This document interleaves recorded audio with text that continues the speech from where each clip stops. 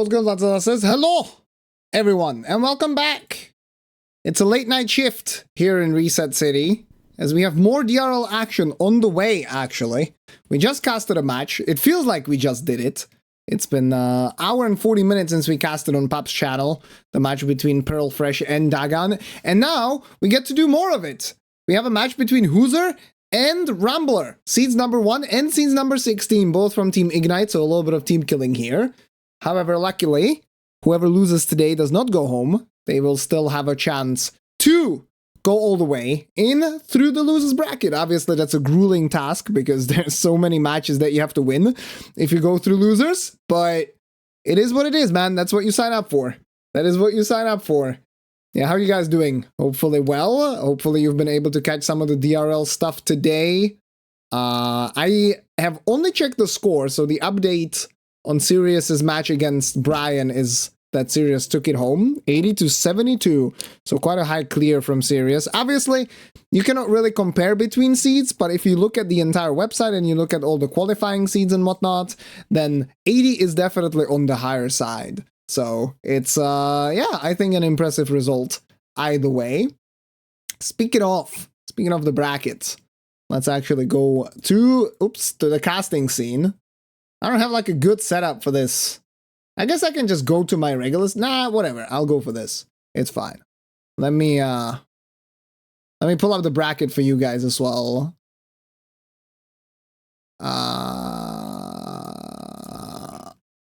There you go. We can work this out. Okay, here's the browser. But yeah, how's it going, everyone? I hope you are doing well. Hello, Teddy. Welcome in. Hello, Artie. Hello, Madara. Hello, DBZ. Hello, Bober. Hello, Avais. Hello, Cosmic. Hello, Nexus. Hello, Dandy. Hello, Cyber. How you guys doing? What's up? Yeah, it's gonna be super fun to watch. And the reason that is gonna be super fun to watch is because all you have to do is just look at these stats, right? Look at these stats when we go to the statistics here. And we open up, so yeah, obviously we have a seed number 16, Rambler, who overall did pretty alright on a lot of the seeds, right? You can see that he had some unfortunate deaths on seeds number 1 and seed number 2, but then that meant he could only really fuck up on one of the seeds, and he played really solid, hitting almost 70 on every one. Yeah, I know, Rambler. Shoutouts, man. This is a cool graphic put together. By Rambler and Harv as well. Very cool stuff, man. Good luck, dude. Hello, Sci-Fi. How you doing? Good luck, Rambler. Enjoy the match. Play your best game. And just have fun, man. Just have fun. That's what matters. That's what matters. But yeah, so these are Rambler strats. Well, strats we will see, but stats. And his highest clear is seed number 7. Seed number 7 was the highest scoring seed of all of these 8. So he was able to keep up there pretty well, and he's in the mid 70s, and then usually around like the 70 to 80 is his average, basically, right? That's the way that you would put it. Overall score 368, barely making it through the winner's bracket. If you look at the qualifiers, you can see he was only 1 point ahead of Pearl, which is kind of crazy, right? This field was so stacked, basically 4 players within 2 points here. But now, like the more impressive part, this is impressive enough, but now you look at HooZher, he's been absolutely fucking killing it. Like, he's doing insane here in DRL Season 2. As I'm looking at this, I don't believe he got the highest clear on any of the seeds, unless seed number 7 is the one, which we will double check. Okay, so seed number 7, I see. I wasn't really sure if there was like another player above or not really. So he got the highest clear on one of them. That was the seed number 7, 86, which is an insane number. It's the highest clear out of anyone. And then you can look at the consistency. So he started with 78 and 79, which is a little bit on the lower side for those seeds, but nothing really crazy, right? And then the streak kind of started. He got 81, 82, 81, then 78, 76, I believe, was one of the faster seeds as well. 76, I mean, seed number 6. Seed number 5? What am I looking at here? Why is this model scuffed? I thought I was looking at seed number 6. To 78? Is it because it's not even counted? That's actually insane. I mean, you know that HooZher's been killing it when his lowest score is 78, and those are not even counted. That is actually insane. He had 2 of them as well. He has 78, 78, and 79 is not counted. So all of his scores are above 80. That is wild. That is actually crazy. So yeah, basically, I guess what I'm trying to say is that he's been absolutely killing it. And one of the problems that HooZher had in Randocalypse specifically was that he kind of died like pretty often, right? Like he barely made it to be seed number 2 simply because he had the same score as Iron, and he died more times. So the actual tiebreaker went to HooZher there. But that hasn't been happening here at all. Like, right, he's lacked speed on some of the seeds, but otherwise he's been extremely consistent. And if we go by what's happened here in the qualifiers, I mean, he has to be the clear favorite in this matchup, right? He's a super fast player. He sometimes plays a little bit too aggressively, but it seems like he was kind of able to just cut that down. And I think against Rambler, who we saw his average is somewhere between 70 to 80 on every seed, pretty much, unless he dies. I think his HooZher's that his speed is going to be enough today. But yeah, that is what is the kind of pre-show. A little bit of a insight into the players' minds will be provided momentarily as well. Hello, Lark. Hello, SFP. Hello, Kalia. How's it going? First, though, I'll be joined by Peppery, so I'm not going to be casting alone. Whoa. Hello, everyone. How's it going? Going well. How are you? Yeah, going well, you know. Looking forward to another match. The last one was actually really fun, so I'm looking forward to more action. Yeah, it's going to be a lot of fun. The funny thing is, seed 3 best score, except seed 8, is the same as HooZher's lowest score. Well, that's... you cannot really, like... Wait, what do you mean? Seed 3 best score? You mean HooZher? I'm not really sure what you mean exactly by that. That's my bad, probably. But yeah, if you look at... If you order it by seeds, right? He didn't get the first one. He was a little bit behind there. I think they meant the third person on the leaderboard. Their best score is the same as HooZher's lowest score. Oh, I see. Yeah, so Nyora. Which is not the case, so I'm not really sure. Either way, it doesn't really matter. My next point was that Roman was the first one to actually win a seed, right? He got 81.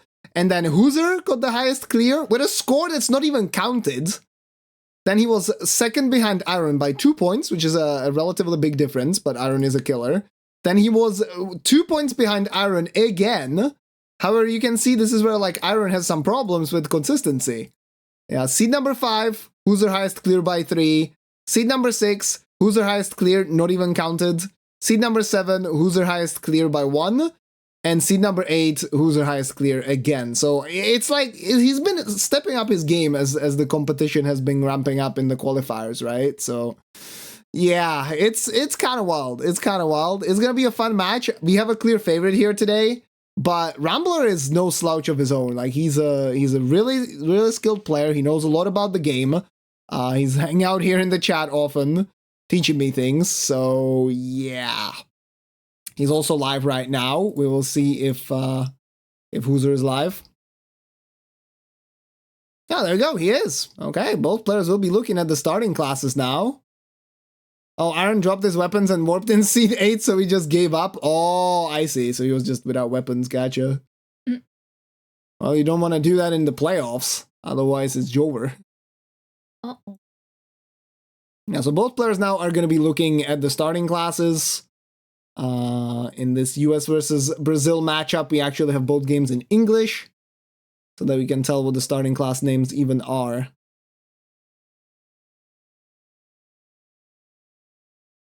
It's always so funny to me when HooZher goes away. He just becomes so tiny, walks so far away. Yeah, he's right now hovering Bandit, but I don't think that's the class of choice. Like starting with Clinging Bone is probably not the play there.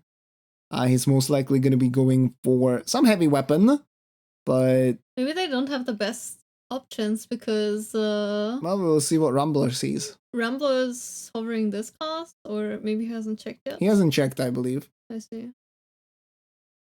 Well, Ansper Rapier can be pretty alright, just because of the rod, right? Gargoyle's Black Blades.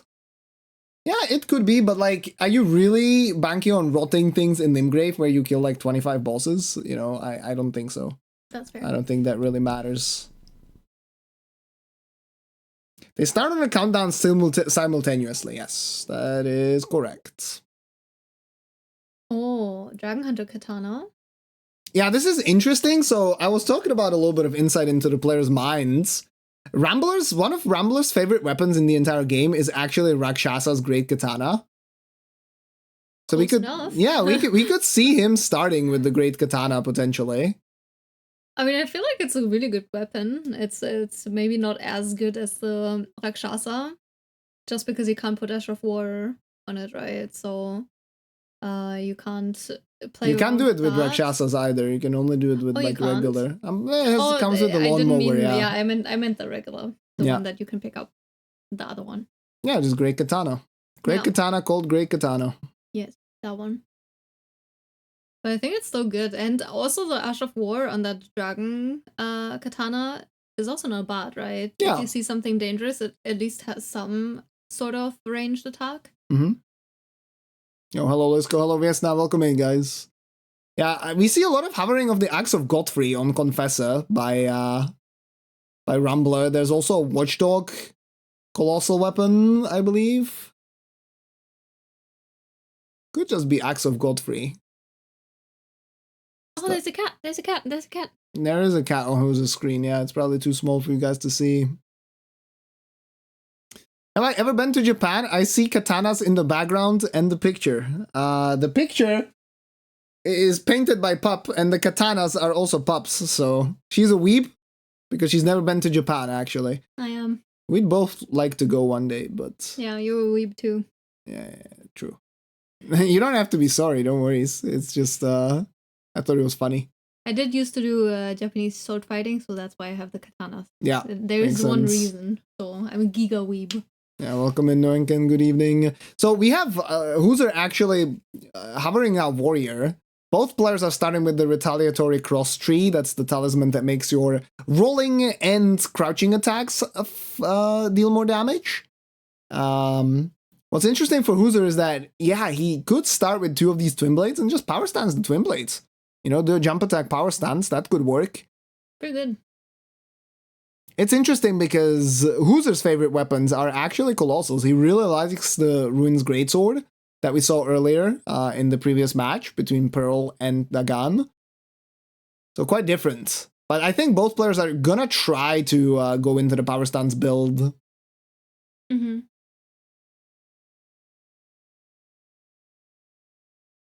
Yeah, exactly. The axe is really, really strong. Like, any kind of colossal that has a good crouch R1 is going to be super strong with that talisman that they're starting with, right? So I think Rambler's choice here, like, on paper, seems a little bit stronger to me. And I think HooZher is still kind of thinking about it. I don't think he's considering another class at the moment, but he is thinking about it a little bit. This matchup so unfortunate. They're really good friends. I don't want any of them to lose. Well...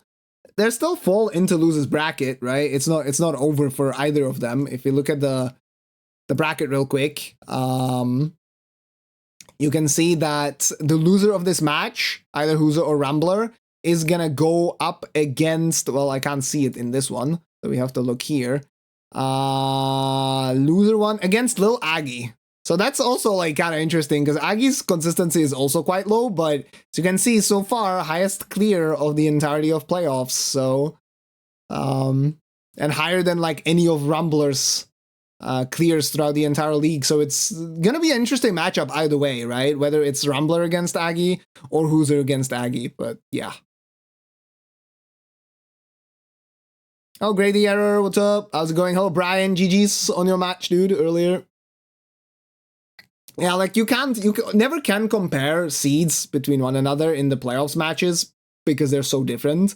But at the same time, like 82 is just a really high number, right? We've seen quite a lot of seeds by now, and like anything over 80, I would consider to be quite a quick one. Yeah, Aggie also has the second best score ever with an 85 on seed 7, only behind HooZher's 86. So like it just shows that like Aggie, if he gets going, he gets a build that he's comfortable with. Like he has the speed. He has the tech. Yeah, I mean, he knows the bosses pretty well as well Yes. through all his no-hit stuff. So he knows some random bosses that maybe not everyone is comfortable with. So it seems to me like he just needs to lock in and he can actually do it. But maybe that's just not there every time, right? So. Yo, hello AJ, what's up?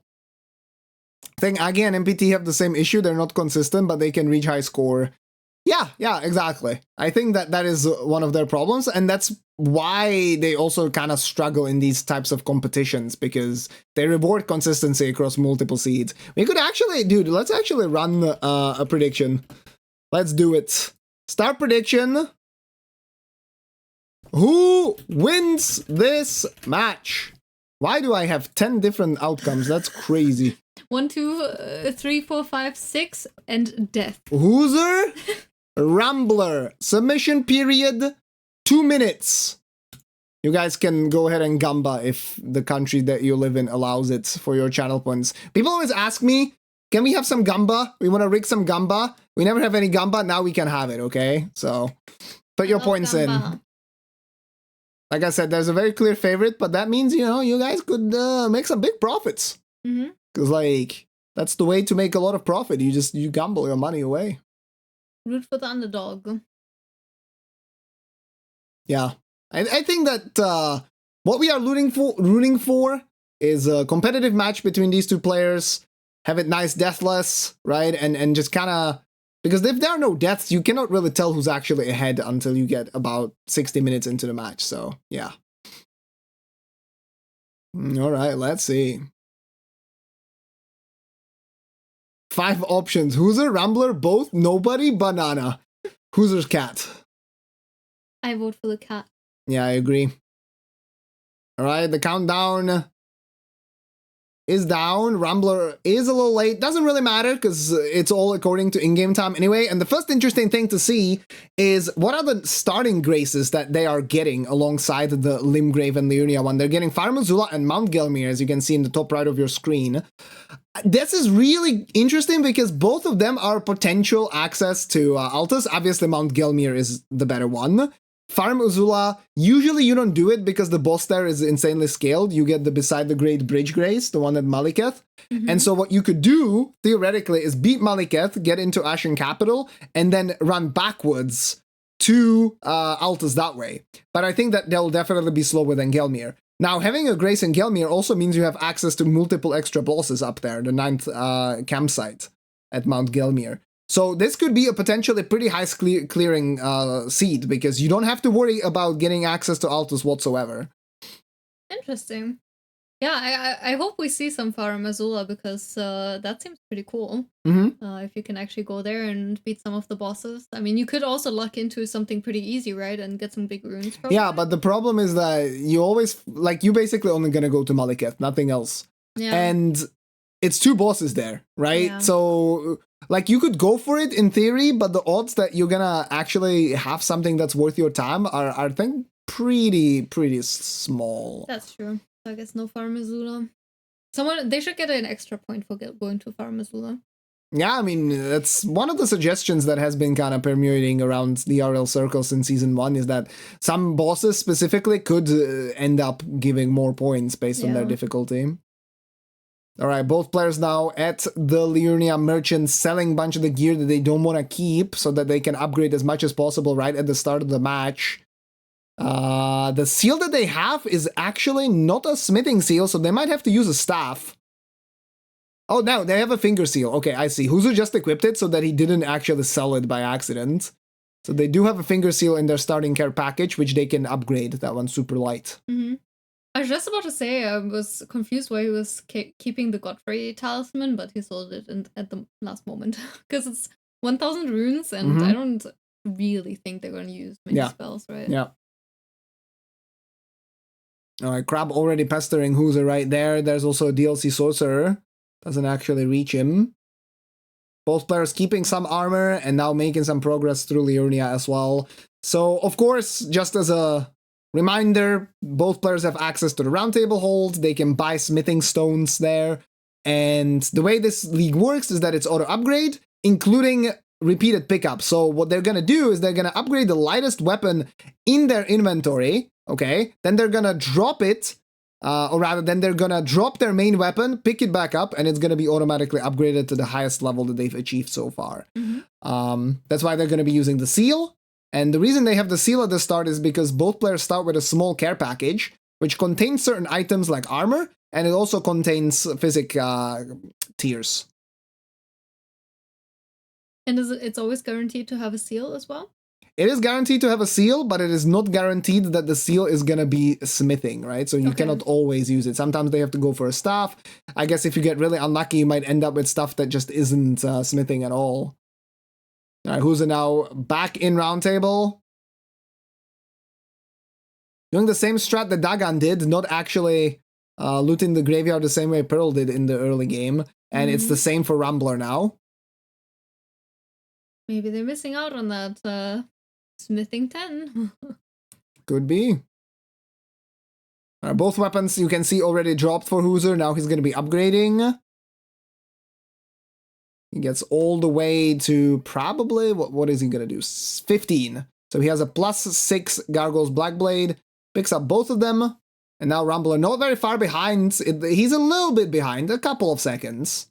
But his in-game timer is a little bit lower as well. He's selling more stuff so he can upgrade.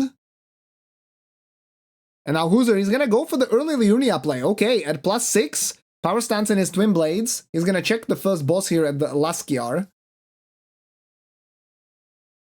Gets the items on the way. Almost gets one-shot by the Ballista. Damage. Yeah, that was kind of crazy. How did that deal so much damage? That's crazy. I guess all the shots just connected. All the shots connected, and the guys, I think, from Kaled, right? Yeah. So he's a little higher scaled. Wow. All right, interesting. We have Deathrite Bird replacing the Death Bird. Do you really want to fight that at this point? He'll go for it. But is it a good idea? I don't know. I mean, he needs to actually hit the enemy. Yeah, there you go. Oh, okay, damage is actually way better. Yeah, I mean, he has holy damage on this, right? Yeah. So in the meantime, it's on the standard for Rambler, who's heading in the same direction, applying his physics, so he's gonna go for the fight as well. Both players recognizing the potential of these early runes and the amount of upgrades that they can get from it, potentially. Damage way worse for Rambler. His stagger potential is going to be higher, though. And with stagger come also headshots, so we'll see if he can get this. Yeah, he's doing a lot of the crouch R1s. That is what we predicted. He gets the stagger already, as I said. But HooZher gets the first kill on the board. Score 1-0. 28,000 runes out of this. I mean, if he kills the next boss, there's a good chance that he'll be able to upgrade his weapon. Rambler so close to actually skipping phase 2. Is in the trail. Manages to dodge it to the side. And now this is an unfortunate situation when he has to deal with all the different projectiles and the AoE on the ground, but he manages to avoid it. Gets the kill as well. Neither player having a problem, and Rambler only a few seconds behind. Yeah, I think there was not that big of a difference in the fight in the end, just because of the stagger and almost skipping that phase transition. If he was able to skip that, I think he would have actually been faster. Yeah, he didn't have enough stamina there, unfortunately. HooZher gets the grace. Gonna go back to round table now. Further upgrade his weapons. I wonder if Rambler is gonna do that too, because so far they've literally done all the same, and they're really good friends, right? So I wonder if they've been practicing together. Well, practicing together, talking about strats. Still, then that makes it even more interesting that they have different starting classes. It's something that we can potentially ask them about in a post-game interview if they're down for it. Also just realized we are listening to something that's a little too chill. Need to get some epic music playing. Emotional epic music. Yeah. Finger Seal now being upgraded.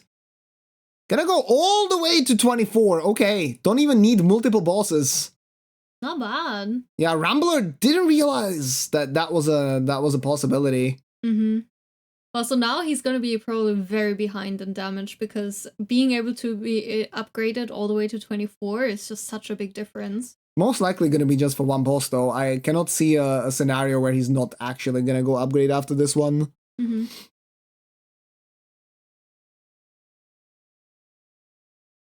What are the rules? Kill as many bosses as possible within 2 hours. Try not to die.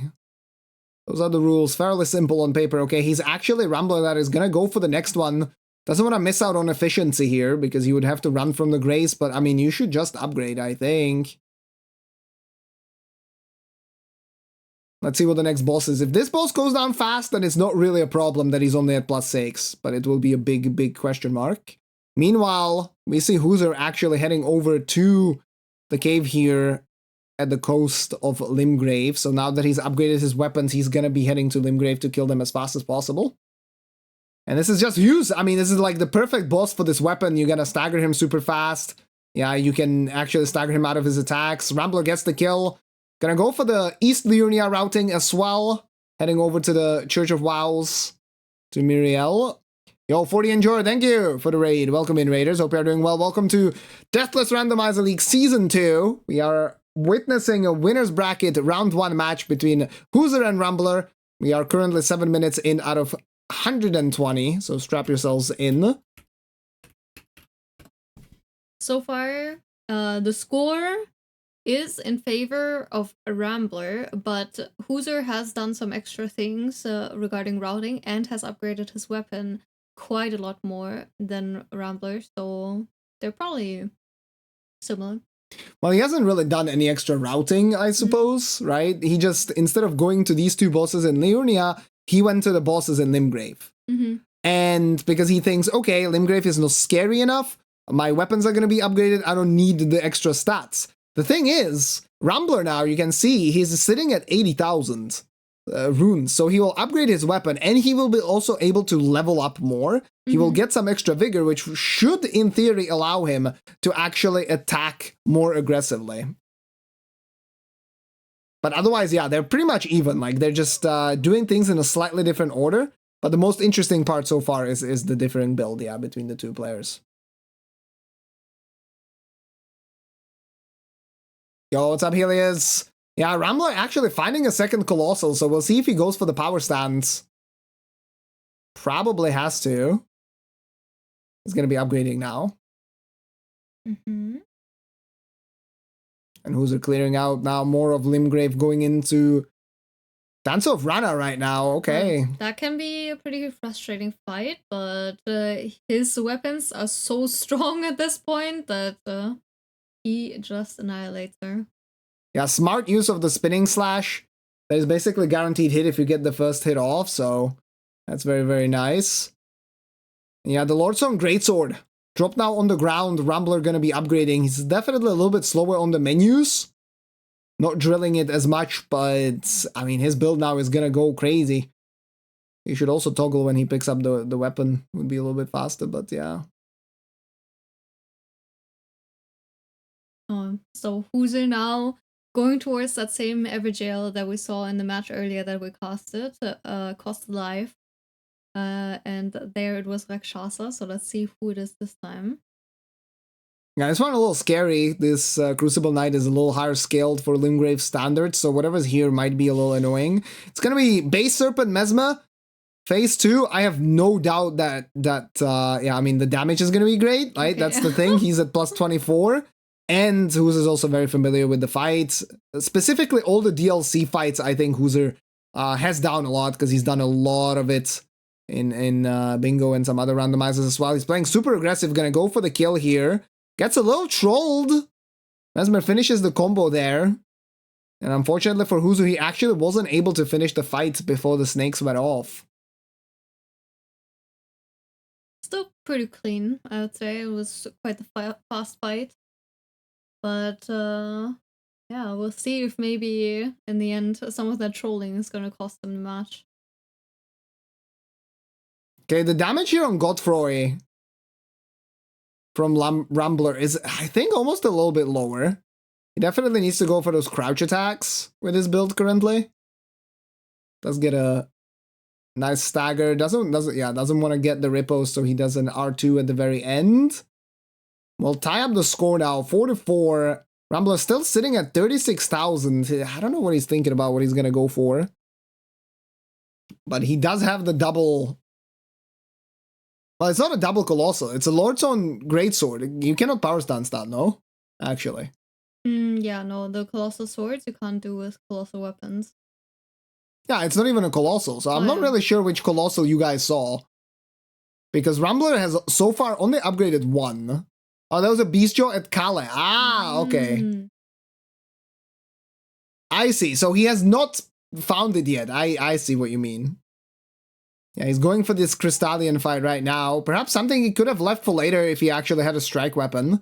But that's one of those things me and Sirius often talk about. It's also easy to forget about checks as you go deeper into the matchup. You know, 2 hours to run, 80 bosses or so to kill. I mean, very, very easy to just forget that you left something somewhere. He gets it on the, you know, into the ground now. And yeah, he's going to find the jaw now. Let's see if he picks it up. I mean, instantly. There you go. That's what you guys meant. It's going to be fully upgraded as well. So now with these runes, I mean, he has to think about, okay, what's the amount of endurance that I have to level to not be heavy? Because right now he unequipped all of his armor, and he's still heavy. So he's not going to be power stancing just yet. Goes to the Groveside Crystal Cave. Not Crystal Cave, Groveside Cave. And that's tough, right? Even though that build is super strong, it just also costs so much money. So maybe you have to hope for some remembrance or a few bosses that drop more runes. Yeah, I think he might just go for a few of these kills and see how high he gets. I mean, right now, HooZher's actually at 49,000. He was able to make quite a bit of money from that Mesmer fight. So that should help Rambler as well.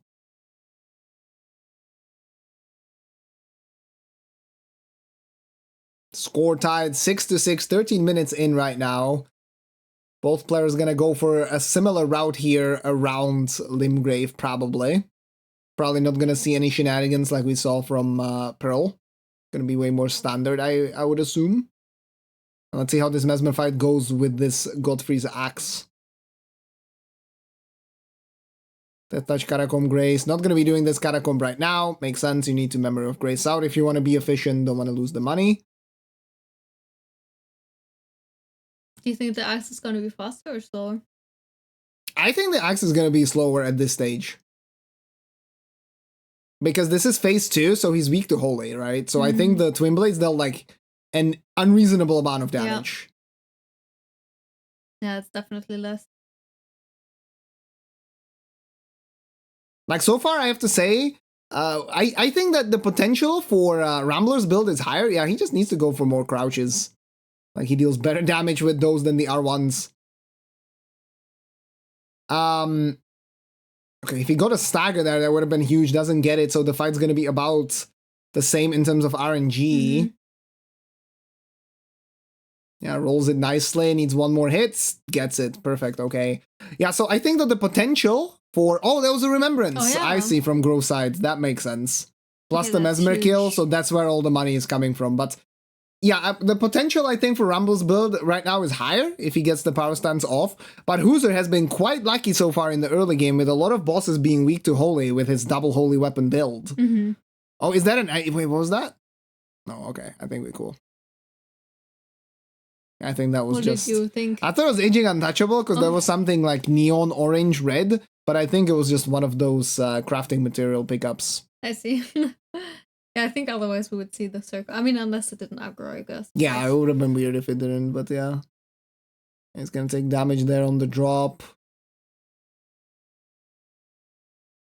Small mistake. It's like right on the verge, that drop, of where you can actually just avoid damage if you do it correctly. Okay, Rambler now catching up a little bit. Yeah, and HooZher only getting the Grace. He's not actually going to go for the Catacomb right now. Instead, he's going to head over to Patches as soon as possible.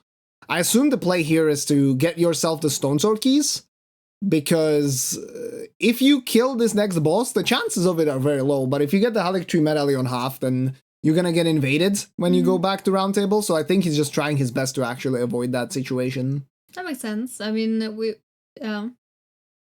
we talked about it a little bit earlier, but for the people who missed it, like that invasion that happens once you have the medallion costs you so much time. So like if you find a +10 stone, or yeah, something else that you still want to buy in the round table, it's best to get that out of the way as soon as possible. At least for the upgrade, you can still go to EG, but for the stone sword keys, I guess you would just miss out on them, because do you know how much time loss it is for the invasion? I mean, it's probably like 40 seconds was my estimate when we talked about it last. And I think that you can't just miss out on them. Like, there's way too much stuff that is efficient with the Stone Sword keys. Like, you would lock yourself out of the Altus chain. You cannot go to Godfroy. You're not going to be able to go to the cave behind Smaragd. And because they also have Mount Gelmir, I wonder if there is some cheeky routing where you could do something like the cave with the double Kumbug.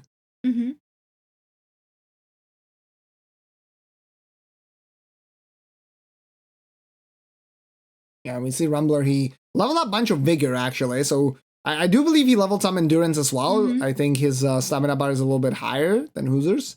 But he leveled up some Vigor for safety as well, which should allow him now to, play a little bit more aggressively. And now HooZher back in Roundtable. Gonna be picking up the Stone Sword keys from Patches' Bell Bearing as well. Potentially Fan Daggers as well. Those are always useful for resetting poise.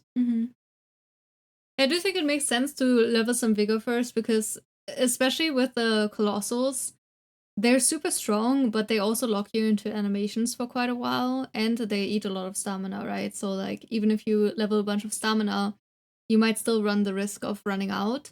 And then if you don't have a lot of Vigor, you might be in trouble, right? So I think prioritizing that and then going for the power stance later makes sense to me. HooZher also super interesting to me was he bought the Larval tier, so in case he actually wants to respec, he'll be able to do that in case he needs to do it. Right, so he has the freedom now to level up whatever stats he wants for this build, and if he's going to switch his build to something stronger later, he will be able to do it. Very interesting. Yeah, at a Grace, that's actually super cool, super smart. Didn't pick up the Fan Daggers though, I'm not a fan of that. He did pick up the Lord Sword's Greatsword, and now he has a Flamberge as well. So potentially there's now an option to also power stance Greatswords, which we have seen in the matches before as well. I mean, in the match earlier today, that was a popular strat there. Both players opting for it eventually.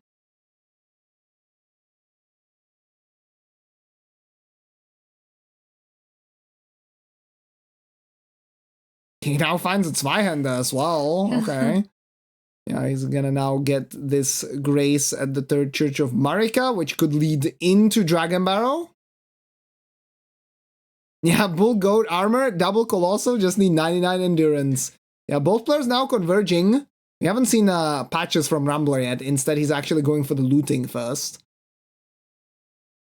Just need to find the right talismans, and if they're looting a lot, you know, can find the correct ones to be able to carry more weight. And this is, yeah, early Dragon Barrow, actually.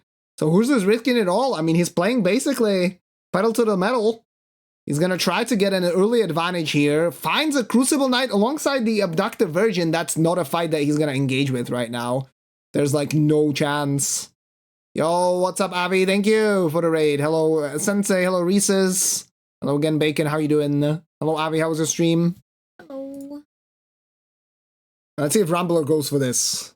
I could imagine, since so far they've done most of the same things. Nice shout out to HooZher. Shout out to HooZher, yeah. Going Dragon Barrow early, respect. But also shout out to Avi. Thanks for the raid, mate. I hope you had a good time. All right, so Rambler not going for the early Dragon Barrow. I can't blame him, actually. Let's see what the next boss is for HooZher. It's actually a Necromancer Garrus. I mean, shouldn't this be like really good with these holy weapons? I don't know. The damage isn't great. He's going for Spitting Slash. I would not do this. I would not do this. Yeah, the jump attack from Garrus. No. He gets hit. The snails are nowhere to be found, actually. Luckily for HooZher. Because if he got comboed by the snail there, that would have been a big problem. I can't believe he's still going for this and not just piecing out, because this guy does so much damage, and then if the snails are on you...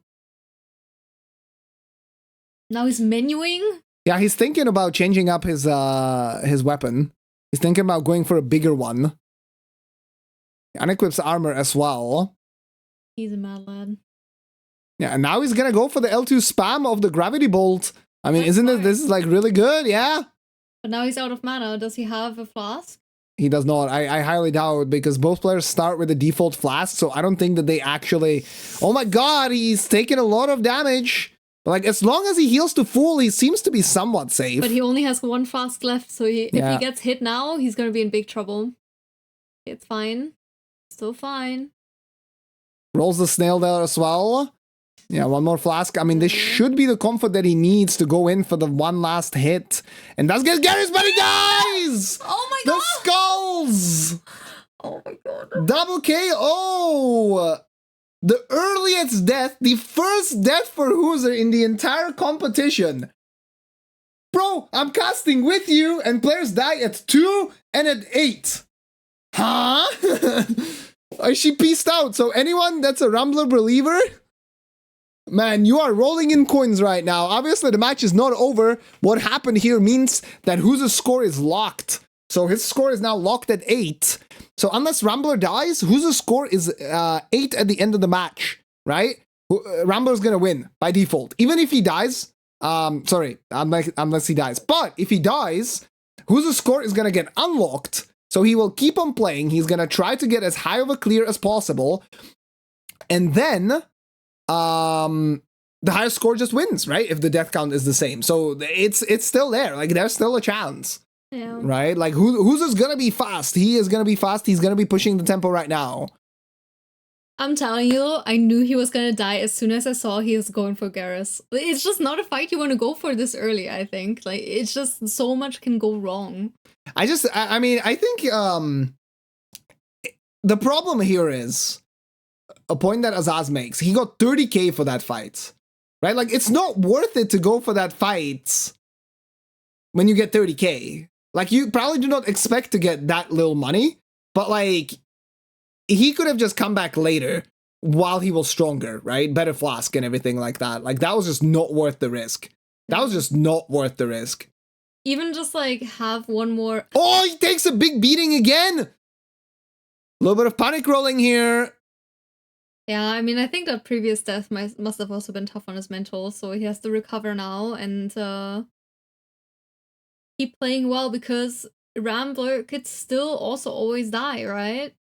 Yeah, another big hit there from the Scream. He's gonna get hit by the shield as well. Needs one more R1, does get it in the end. This is also not gonna be a lot of money. Rambler, in the meantime, he weren't focused on his game at all. Okay, he actually got some decent money out of this one, 45,000 or so, or 40. Rambler has been progressing with the classic routing kind of here around Limgrave. He already killed the Agil replacement. He went to the Limgrave tunnel. Now he's facing the Godskin Apostle. Nice roll on the face transition. Does get another R1. Gets the kill off. But this is the snail, so he's gonna have to fight 2 more bosses.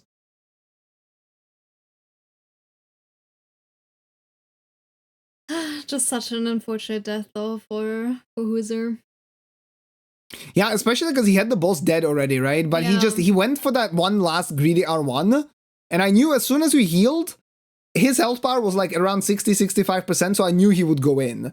And he didn't keep tabs on the snails, and he got blasted by the skulls right after. Yeah. Just so unfortunate. Oh well. He still has to keep going, though. You know, this Dragon Barrow play has unfortunately not really paid off for him.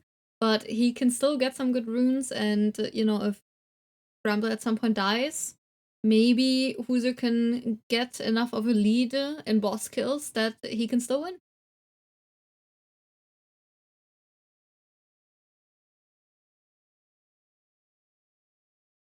All right, Maggie, taking quite a long time with this weapon as well. We'll see what the drop is.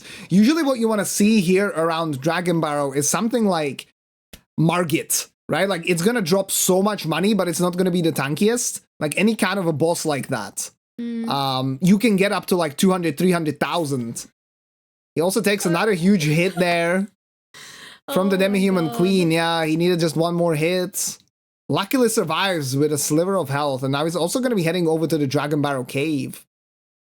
So despite that death, he's still going for these Dragon Barrow fights, not pivoting at all from his game plan. I mean, that's the kind of player that he is. He just kind of sticks with whatever he wanted to do. And Rambler, on the other hand, not sticking with his initial build, he actually switches to these 2 greatswords.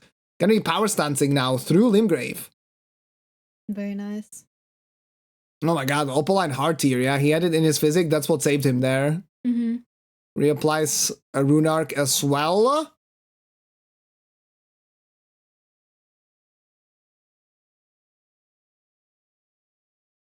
Score now 13-10. Obviously, it cannot really be compared because we're going through Limgrave for Rambler, while HooZher going for that early Dragon Barrow play. Probably unnecessary, honestly. You look at Rambler's scores, you probably have to assume that you are faster regardless of your strats. He finds a Misbegotten Crusader. It's a super fun boss. We'll see if HooZher's actually familiar with it. He sticks now to the Colossal as well. This guy does deal a lot of damage. But the poise right now from the crouch attacks actually very nice. Animation cancel. He goes for a hit. Does get blasted by the AoE.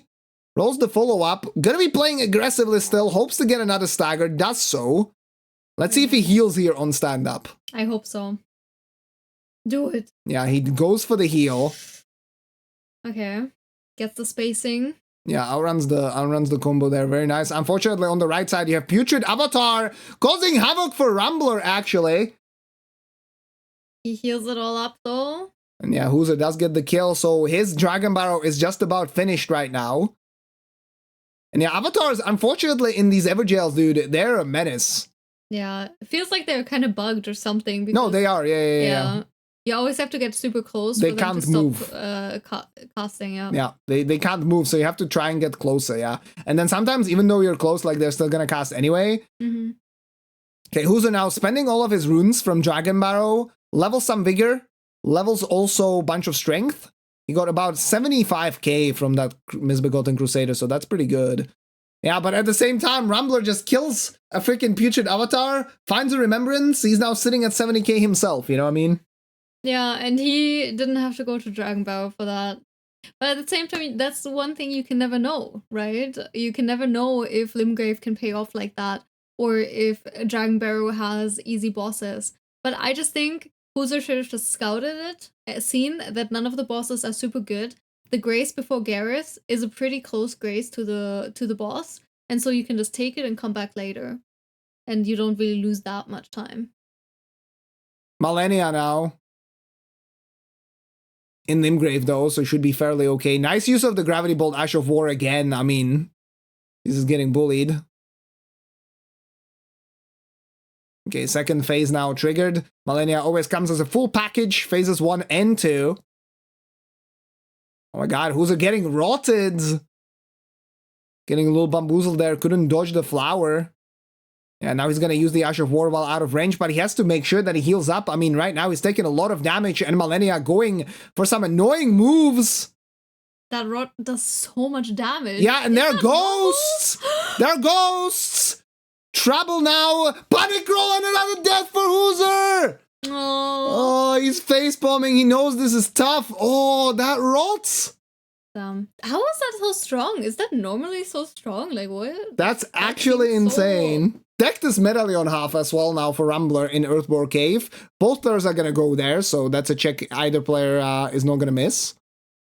I feel bad for HooZher because, yeah, it's tough. I feel like last time, in the last season, or I don't remember. I think it might have been also the auto equip one. Randocalypse, yeah.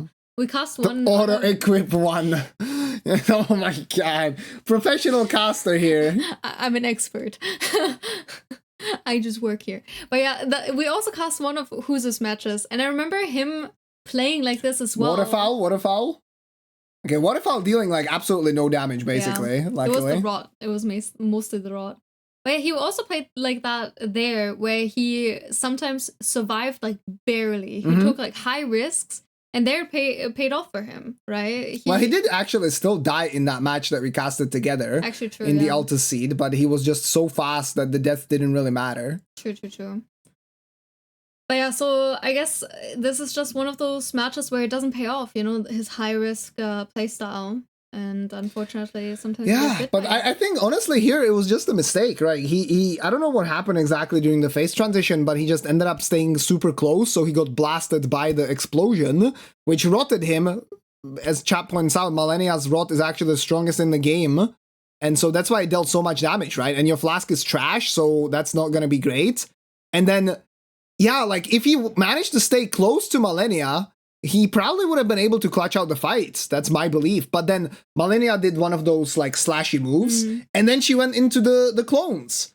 And because he already had the pressure to heal, and that attack is so long, he just kind of panicked and rolled. And like those clones, you know, they're not easy to dodge outside of her regular arena because sometimes they act a little bit differently. So, yeah, right now, HooZher at 2 deaths. Yeah, that's so hard to recover from as well because, like, technically, you don't know how your opponent is doing, right? Like, Rambler could have died already 3 times as much as HooZher is concerned. Like, he does not know, but... And it could still happen that Rambler dies 2 times, and then it still matters a lot what HooZher's score is, but because he died pretty early in the match now, he has to have 1.5 more hours of battling his mind as well, right? Like, he has to, like, keep telling himself, no, you gotta keep playing, you gotta keep going fast. And I think that is, like, now his hardest battle. And then we'll see how Rambler is doing, right? If he actually does die twice as well. Yeah, I mean, you can kind of see it on HooZher's face, right? Yeah. Like, he's not really as locked in as he was before.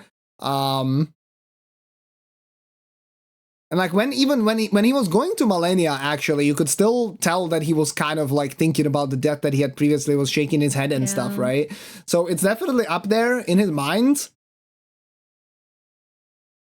Yeah, I think that's just how it is. I think HooZher is someone who cares a lot about playing well. Like, I don't even think he cares as much about winning, but I think he just wants to put on a good performance and be proud of how he played, right? And if then someone bests him, I think he's the kind of guy who's like, well, GG's, you know, and as long as he also played well, though, he can be happy. And so I think this is probably particularly tough on him. So that's unfortunate. But I hope he picks himself up and we still get a competitive match here, because he could technically still make it if Rambler makes a few mistakes. Yeah, it's one of those things. It's one of those things where one death is like, you know, you're fast. You obviously cannot guarantee that Rambler's gonna die, but he has died quite a few times in the qualifier seeds, right?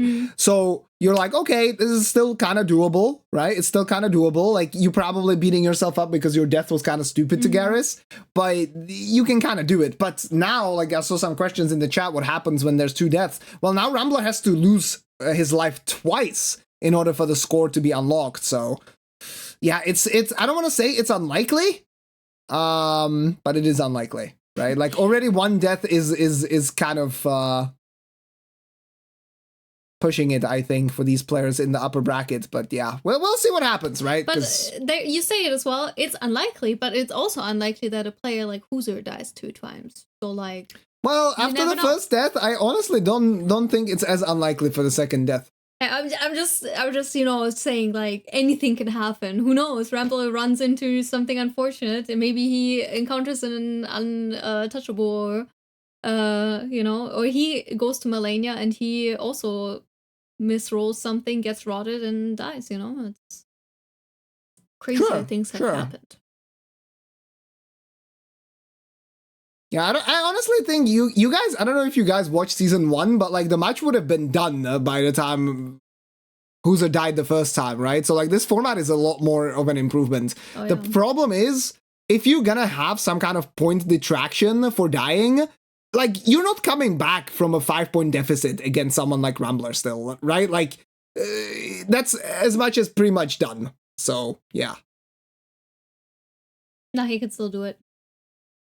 Yeah, of course. I'm saying if you had a point detraction. Yeah. But at least in this format, it literally is still possible. And so we will see what happens. Who knows, maybe Rambler also soon tries to go into Dragon Barrel.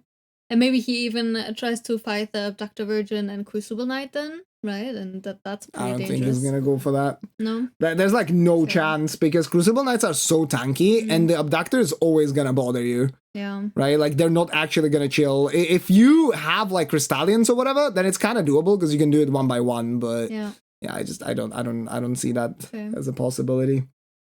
But yeah, right now we just need to focus on the match. HooZher has to focus on his own gameplay, right? Just sticking to his plan. I mean, he's just going about his routing the same way that he always does. He's gonna be faster in some of these sections than Rambler, just based on his skill, I think, and how much he's practiced this routing. But hey, some small time loss now for Rambler. He has found the Halic Tree half. He has to go back to Roundtable to actually get himself the Stone Sword keys, and he finds Ensha there, right? So yeah, that's a little bit of comeback potential.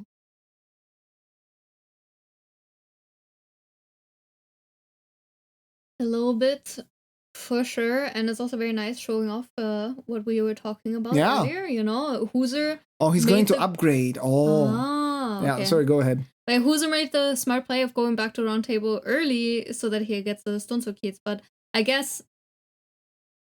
Oh, he's putting Flaming Strike on. That's insane. This is like the world first use of Lost Ash of War in history. Yeah, actually. HooZher having a little bit of trouble as well with this double fight right now. Has to make sure he dodges these attacks. Luckily, the Watchdog actually getting stuck on a branch there. He switches to a different build as well. Heals back up. Hopefully going to be able to isolate this Misbegotten Warrior a little bit. But yeah, that's, like I said, world's first use of duping an Ash of War. He puts the Flaming Strike on both of his greatswords, makes them heavy, so both of them now scale really well with strength. Hello, Mr. Dr. Raven. Welcome in, dude. Welcome. Hope you are doing well. Good luck on your upcoming match. Welcome in, guys. You are watching Deathless Randomizer League Season 2, Upper Bracket, Round 1 between HooZher, seed number 1, and Rambler, seed number 16. HooZher, unfortunately, 2 deaths within the first 30 minutes. Right now, having to fight his demons from the past, those 2 deaths. And has to still put on a show and hope that Rambler dies at least twice. Yeah, good luck on the upcoming and GG's on the previous. Yeah. Mr. Dr. Raven, the finalist of the lower bracket from Season 1, in case you guys don't know.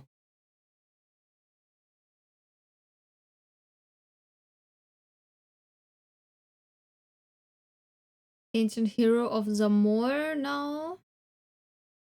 Seems like a pretty chill fight as well. Literally. Yeah, chill in all the ways.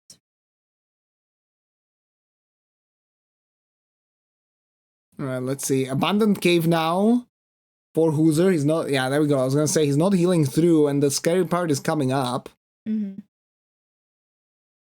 Still half naked, hasn't leveled much endurance. There's a comeback from the DLC.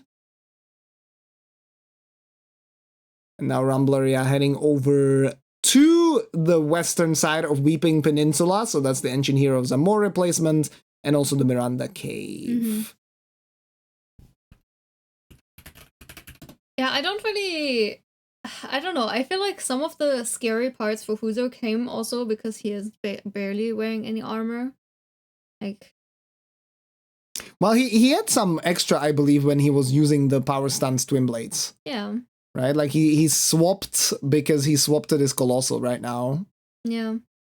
Which I just don't know how I feel about that when he's running through a place, right, where there can be random enemies just coming to attack you. So I feel it's like extra menuing you have to do, but yeah. Yeah, I just feel like while you're just running around, just use the Twin Blades or just have it set up in some way that you can quickly swap, I guess.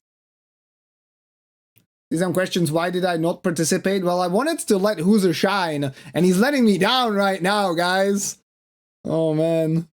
Yeah, for me, simply personally, because I made it to the Randocalypse finals, DRL was just way too close to Randocalypse, and I didn't want to do 2 competitions in a row. As simple as that. If like a Season 3 came like, I don't know, if Season 2 came like 2 months later, I'd be definitely competing. HooZher right now getting actually clobbered by this crab. Again, I just feel like the lack of armor is just making some of these situations way scarier than they have to be. Definitely, the lack of armor, and also, I mean, just the enemy sometimes deal like random damage as well, right? That's also true, yeah. Yeah. But yeah, I'll be happy to provide you with the coverage of the playoffs as much as possible. And if Season 3 comes around at a better time, then I'll be happy to return. Hey, Ali, welcome in. Oh. Alright, Deathbird now for Rambler. We haven't been focusing on Rambler as much because obviously he's going through Limgrave. It's less likely that something happens in Limgrave, but then again, we saw Death to Malenia in Limgrave, right? Rambler hasn't been there yet in the Death Touch Catacombs. Yeah, HooZher, it's so tough. You can tell that he kind of thinks this is all over, but Oh my god, third change of Marika now for Rambler. Is it Dragon Barrow time for Rambler as well? I hope so. I mean, it might be. Uh-oh. He's leveling Vigor. He has a 39. I mean, he has a better flask. He's at 39. He's changing up his physic. I think he has the Spike Crack tier. No, the Thorny for multi-hits, I believe. Which get triggered, like, that gets triggered super fast with a Power Stance Greatsword build. And yeah, from Rambler, we're actually going to see Dragon Barrow at, like, a more of a regular time frame. A lot of players like to go there between that 40 to 1 hour mark so that they can get those runes before the higher scaled areas of Liurnia and stuff. Alright, first fight. Crucible Knight, Abduct the Virgin, immediate skip from Rambler, sorry. Well, I'm curious to see if he wants to do Garrus. But honestly, with his HP, I'm like, go for it. Yeah, the HP is better, the flask is better, because it's +3. The build is better. Just everything's better. Yeah, the build, I mean, to be fair, like, the Great Jaw, but he also has the Great Jaw. Yeah, we'll see what he decides to use, but Power Stance Greatswords on NPCs, I'm not really a big fan of. It's fairly easy for one of your swords to miss, and then you miss out on half of your damage, right? So, we're gonna have to wait and see.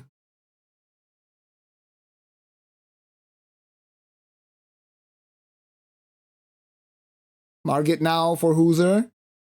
Neither player has done that, so there will be a fresh boss. And here we go. Yeah, let's see what Rambler goes for. He actually also goes for the jaw. But right away. Yeah, he recognizes it. Oh. Never mind. Oh, but he's doing the... No. He had the Zweihänder for some reason. Okay, he's actually just skipping. He's just honestly, skipping. Fair enough, because as I said, like, I think with Garrus, just so many random things can go wrong just because of these stupid snails just being on you the whole time and casting stuff. And then Garrus has casts, and the skeletons basically can one-shot you even if you have a 60 vigor. It's just such a risky fight, and he can roll around. It's a bunch of stalling. It's Dragon Barrow, so he's going to be super tanky. I really like this play from Rambler. It sucks to go to Dragon Barrow and basically skip 2 bosses, but, you know... You know what? I was actually gonna say, like, the thing is, he can go back to Garrus if he feels like it, right? Yeah. If he's at the end of the match and he feels like he has to do another one, he'll do it. He just got some map progression right now. He's not even fighting the Grafted Scion. As HooZher's getting actually mauled on by a hippo, and a really unfortunate placement here on the way to Soldier of Godric. Oh my god, don't get knocked off. Okay, we are all good. So, like, I was gonna say, I don't know if I agree with this. Like, I feel like you fight Garrus with this setup there. Like, I think you are strong enough. If you know the fight, I think you're gonna be fine. But then I thought, like, what's the context of this match, right?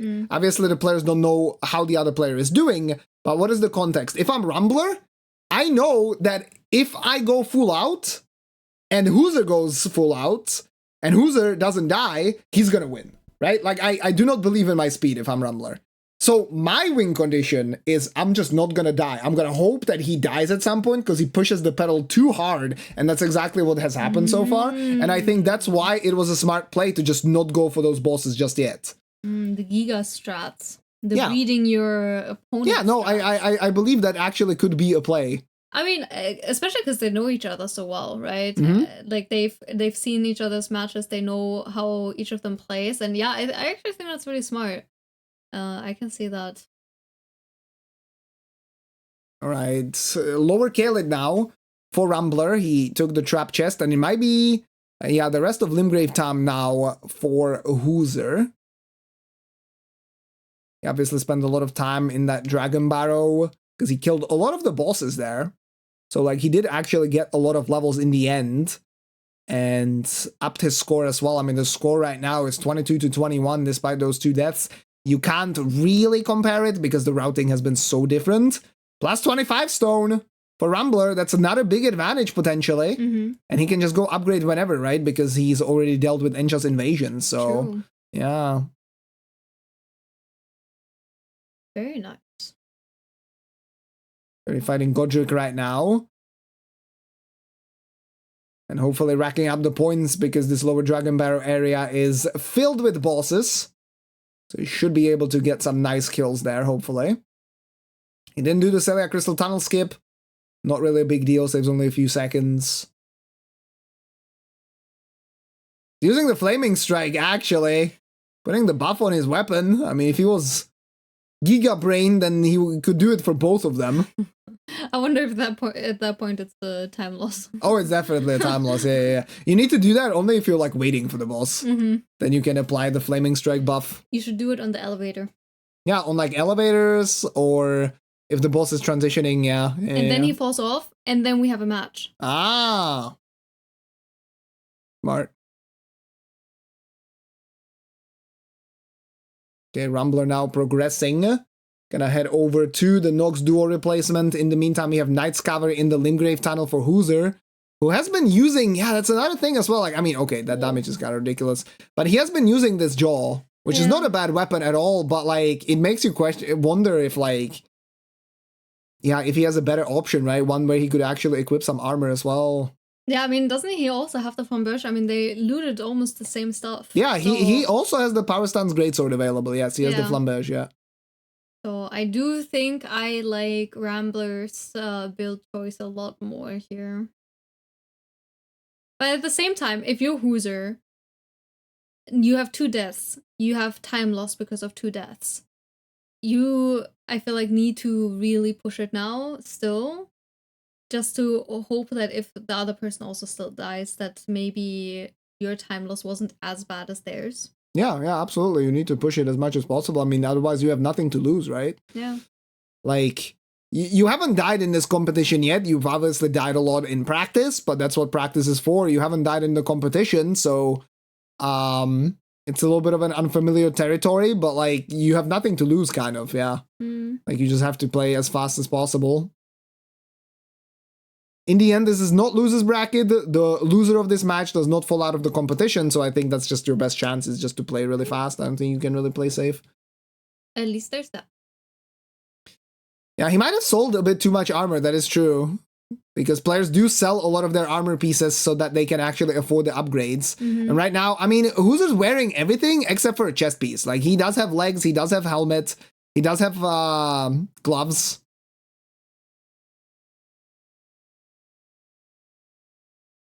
Archibald Watchdog. Now for Rambler, continuing his spread of death here in Caelid. While Gotsky Noble, I mean, he, like, these fights are going a little bit faster now, definitely, for HooZher. But the thing is, like, can you really make up, you know, all the time loss? And can you really make a big enough of an advantage, even if this was deathless, by just having some of these fights be a little bit faster in Limgrave, right? Like, it adds up, but, like, not really.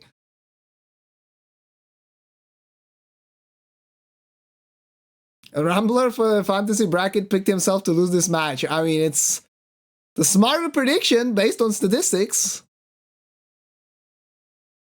Well, he made himself the underdog. Yep. And now he's showing himself.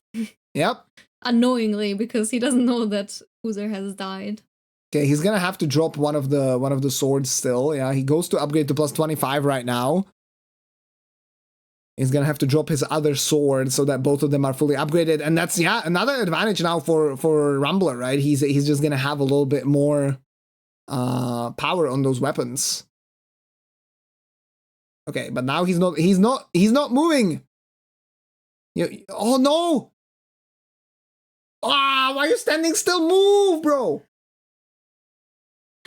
The most triggering thing to a speedrunner, standing still.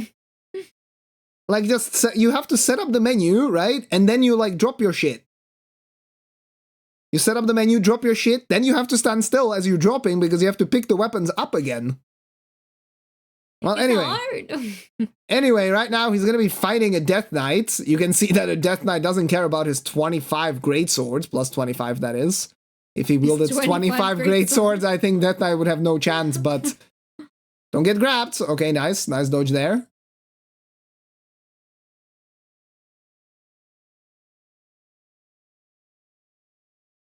I mean, he's just like trying to let HooZher catch up a little bit, you know? And then he'll accidentally... That's fair, yeah. He's just trying to save his fantasy prediction. Oh, HooZher, he's trying to use the Gravity Bolt Ash of War to punish the avatar's ranged attack, but unfortunately he was out of range there.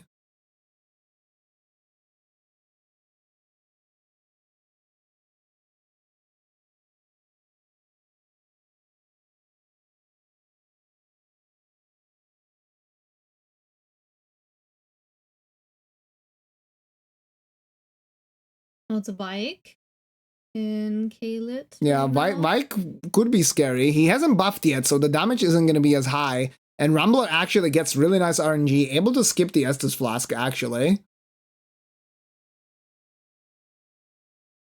I'm just gonna double check the quality of HooZher's stream, making sure that it's all up, because the frame rate went down a little bit, so I'll just refresh. I'll refresh both the streams real quick. Sounds good. It's Gaius. Yeah, Gaius replacing Exikes is a little unfortunate. That's gonna be a long fight. Oh, Rambler, nice jump over that combo. Yeah, he's not using the power stance here. I think that's a fair move. You cannot really afford to do that. Instead, you're gonna go for the charge R2s, try to get as many staggers as possible. Your damage isn't the best, isn't the worst either. Smart use of the power stance when he can. Yeah, misses there though, unfortunately. I would have liked to see some charge R2s. I think you want to get another stagger, to be honest. Okay, now he's gonna two-hand again. Nope. Okay, never mind. He's just gonna power stance. Gets the stagger anyway. Yeah, doesn't get the rippos though. He should have done it from the other side. And now has to be a little bit careful because this guy is gonna dish out damage. In the end, Exice is the highest scaled boss here in Khalid. Good rolls by Rambler. Good strafe as well. Hits the butt with the last slash, gets the kill. GG. So, very nicely fought. And now it's a slippery branch. Yeah, it's true. It's not raining, but it's slippery. That is true, yeah. Well, he's gonna pop the remembrance that he just found. And let's see. Khalid Catacombs can be a little scary exactly because of this skip. But he takes a nice lineup. First part done. Yeah, he's making sure that his position is stored correctly as well. That's the hardest part, so... Yeah, still a little... Okay, now he's fine. Yeah. Nicely done, nicely done. Beautiful. Yeah, this skip is a little tricky. You need to... Because the rocks basically end sooner than you expect them to, so it's very easy for players to kind of run off, and then as they try to jump, they just get the double jump, right? And there's another enemy that's actually lurking right next to you. And so what can happen is that you miss this jump and then you cannot even warp, right? So yeah, that's it is what it is.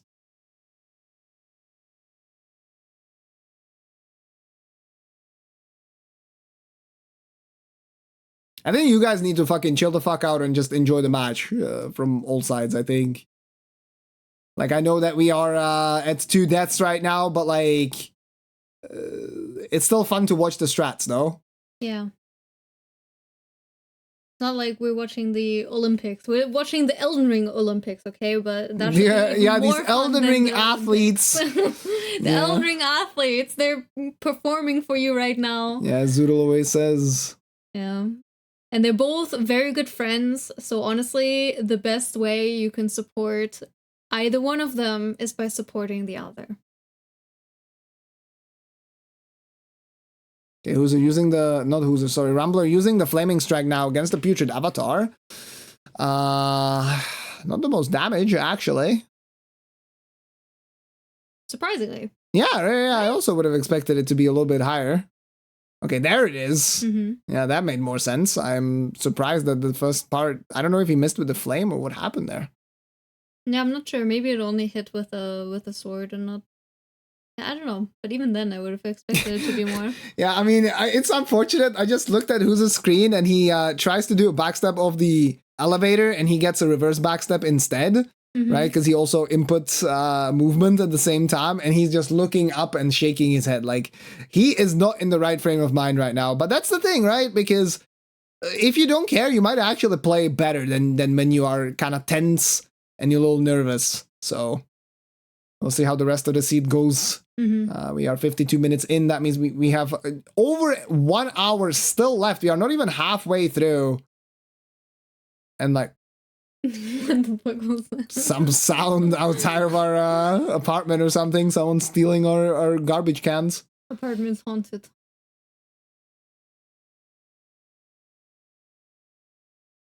Oh, wait, where was Malenia? Malenia is in Death Touch Catacombs, not here. No. Okay. Yeah, Death Touch are gonna happen for Rambler whenever he decides to probably like spend his runes and is okay with Memory of Gracing, basically. Mm-hmm. I'm tense and I'm just chatting. Well, it's good. This is what DRL is about, man. That's what like, it is about. Head-to-head competition is supposed to be tense. Yeah, that's like me. Anytime I have to watch one of Kata's matches, I'm just like over here throwing up, basically. Yeah, maybe that's why I didn't compete this time. Too much cleanup. Too much cleanup? Oh my god. Yeah, especially after the last final, I threw up from the insane RNG that Sirius got. So we had to clean up vomit of 2 people. Well, anyway, back to the match. HooZher now doing cool routing in Weeping. I'm a fan of this one. He can get himself the Sacred Tier. So basically from Earthbore, you end up going to the Tombsword Catacomb, and from there, you take the Spirit Spring to go from the tunnel up here to the night bosses. So I like that. You get an extra flask. Doesn't really lose time. The only thing is you can't really like come back to this bosses easily because you don't have a Grace super close. HooZher playing really aggressive. Gets the Nox Monk killed though. Lon, thank you so much for 2 months. Welcome back. Heart emoji. Welcome back. To the Reset City family. Heart Yay! emoji. Oh my god, you already forgot how to do it. Oy. I was distracted by the heart emoji. That's fair. That is fair. Are you guys relatives or something? You and Papri look similar to each other. I'm glad that you have to ask that twice. Yeah, we're from Alabama, so it's fine, guys. Sweet home Alabama. Supporting our countryman HooZher. Yeah. Anyway. What is Elden Ring? No Game of Thrones. This is Elden Ring, not Game of Thrones. Well, Martin was involved with both, man. But yeah, we are not related. There's that. Now you say that. Now I say, well, I it's funnier that way, no? Okay, so patches now for Rambler. Oh, so you didn't get the Stone Sword keys yet? Yeah, I assume he hasn't gotten the Stone Sword keys yet, so he's done like a lot of trips to Roundtable. Yeah, switches things around as well. It makes sense, you don't want to be fighting an NPC with the power stance, and now he's heading over to Death Touched. Which is weird, don't you want to go to... Oh, where are his runes? I guess he spent all of his runes? I don't know what he's doing. Because I would expect if you kill Patches that you're gonna go, well... There's no rush for you to go pick up the Stone Sword keys. Like, you've already been invaded, so it doesn't really matter, right? You can just do it whenever. But I would have expected him to, like, get the Stone Sword keys so he doesn't forget. But yeah, we're gonna see Malenia now. Let's go. Rot, and then he dies, and then he tries again, and he dies again, and then it's a match. That's crazy. I've written it all. I see. He's listening. What is he listening? Oh, he's listening to Dream Theater. Ooh. My man is a prog fan. Instrumentally live at Budokan Hall in Tokyo. Crazy. Fair based. Dream Theater is good. Yeah, but you don't like them though. I mean, I like their drummer. Mike is a cool guy. Mike is a cool guy. Very skilled. I don't like the music that they make, but all right, Malenia, Blade of Mikula. Let's see how Rambler handles this. He switched away from his power stance and instead is actually heading over. He took no damage from that hit. That is crazy. He's playing so aggressive. This just staggers her out of the attack. Okay, now the phase transition. This is the scary part. He needs to make sure that he avoids the flower. Spins around, ends up close, but he does not get clipped there, and he had bonuses as well. Yeah. So he's actually safe. He equipped them too. And now he's gonna deal insane damage to Malenia. Waterfall incoming. Well, he doesn't bother dodging it because, like, why? Okay, the second, third part, no problems there at all. Goes for a jump attack, gets the kill. Malenia's dead. So clean. I mean, I wouldn't say clean, but he didn't need to fight it clean. That's the thing. It was fast. Not clean, it was fast. That's not the same. That is not the same.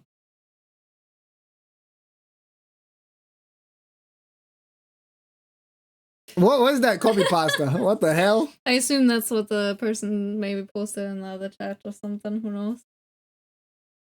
Okay, Or is so what Helios is saying. Who knows? yeah, now we are back in roundtable for HooZher. He also gets invaded. I mean, he probably will be upgrading now. I think he found the stone as well. And yeah, I guess Azaz said that you usually don't pick up the keys from patches. That's fair. That's fair. I was thinking that maybe for the Mount Gelmir Grace, it would be worth it. Golden Hippo now. Golden Hippopotamus. Can you say that real quick? No, golden hippopotamus. Okay, that was on purpose. That was on purpose. But yeah, not the hardest boss, the hardest word though. It for is a certain hard people word. to say. Hippopotamus. Hippopotamus. Not bad. I've heard worse from you. I've literally practiced that word over and over. I spent a whole day practicing that word because I just could not pronounce it. Maybe if you practice TFT, you'd be in plat by now. Oh shit! Says Mr. Not in plot either. I have played 7 games. Hello? Yeah, Whatever, dog. Okay, roasted. Anyway. Stop trash talking me, trash talk these players. I don't need to, man. I'm not gonna kick a dead horse. Like, hello?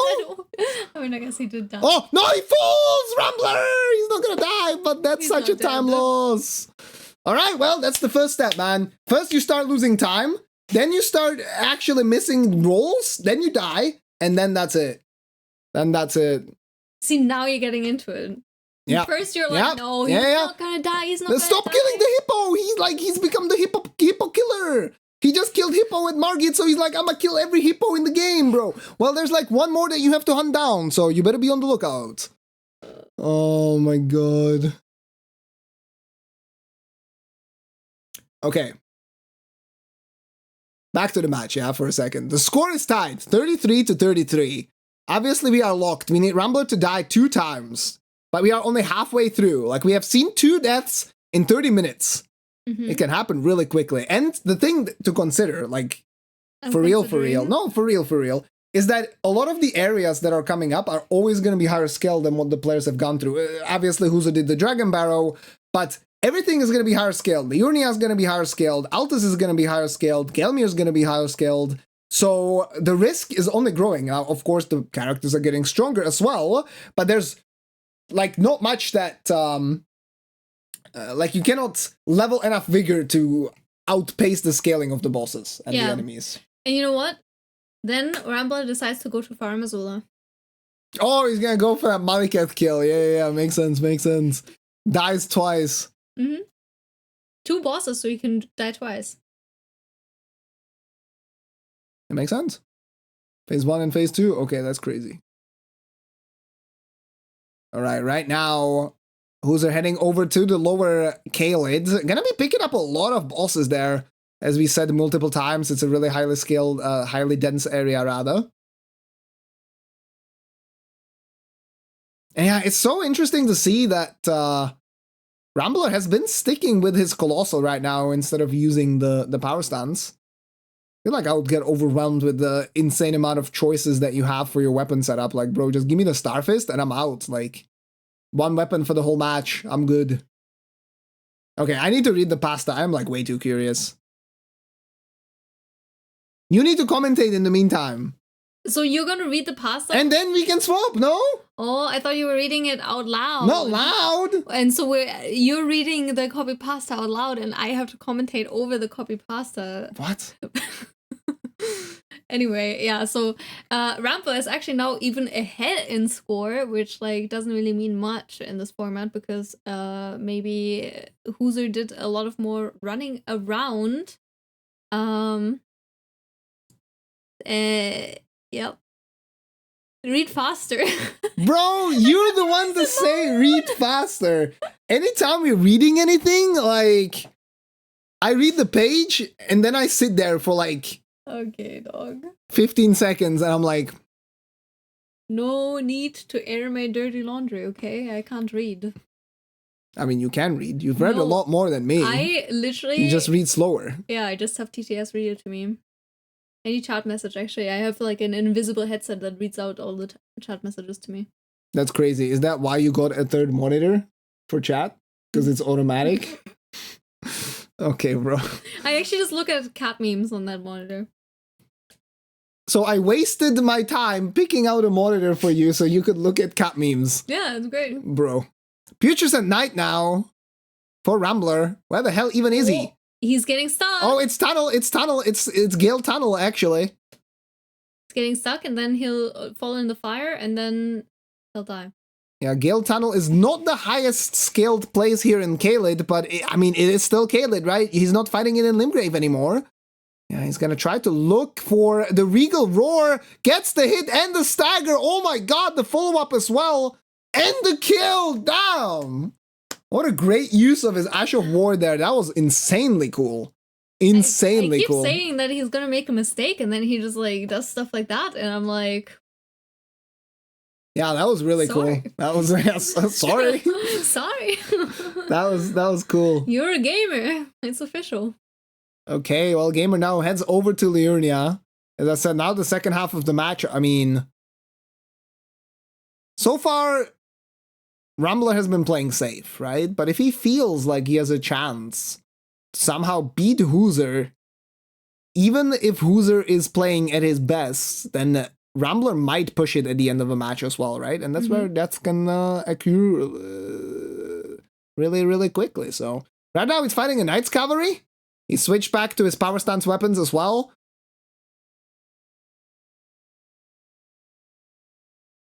Rambler switching weapons more often than I do socks. Crazy stuff. Gets the kill. That's the Adan replacement in the Evergel done.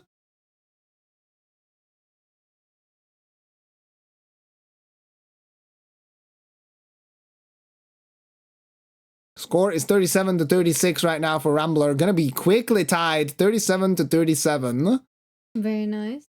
GG.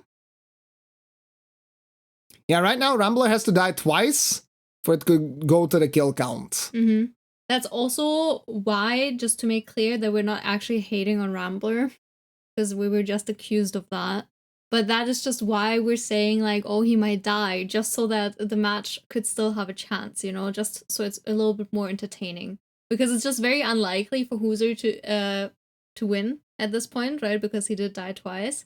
But you never know what happens. I mean, Rambler has been playing like a mad lad, gaming, you know. Each death unlocks your opponent's score. So wait, would HooZher's score then be unlocked to the time of his second death? That's my question, right? That's what we were also wondering about in the Pearl match earlier. It's a fairly, like, weird scenario, but it would go to 11. Okay, yeah, that's what I was wondering. So, like, even if Rambler dies once, there's no chance. But yeah, okay, I see. Dude, Bora Brazil, man. I'm the #1 Brazil supporter, dude. What? Well, he's from Brazil. People say I hate on Rambler. I love Brazil, man. I would go to Brazil every weekend if I could, but I can't. Don't go for a trip to Brazil this week. If Zoodle can go to the UK with his stream money, then I can go to Brazil with my stream money. I think that's fair.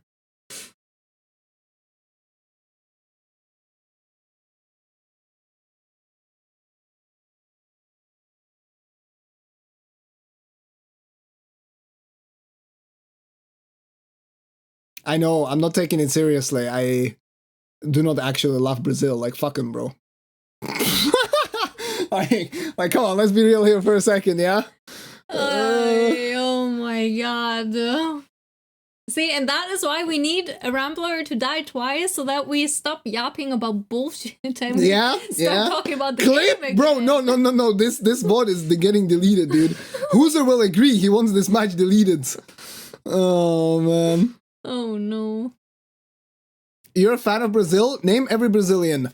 Pele, Ronaldinho, Cristiano Ronaldo, Justin Bieber, Rambler.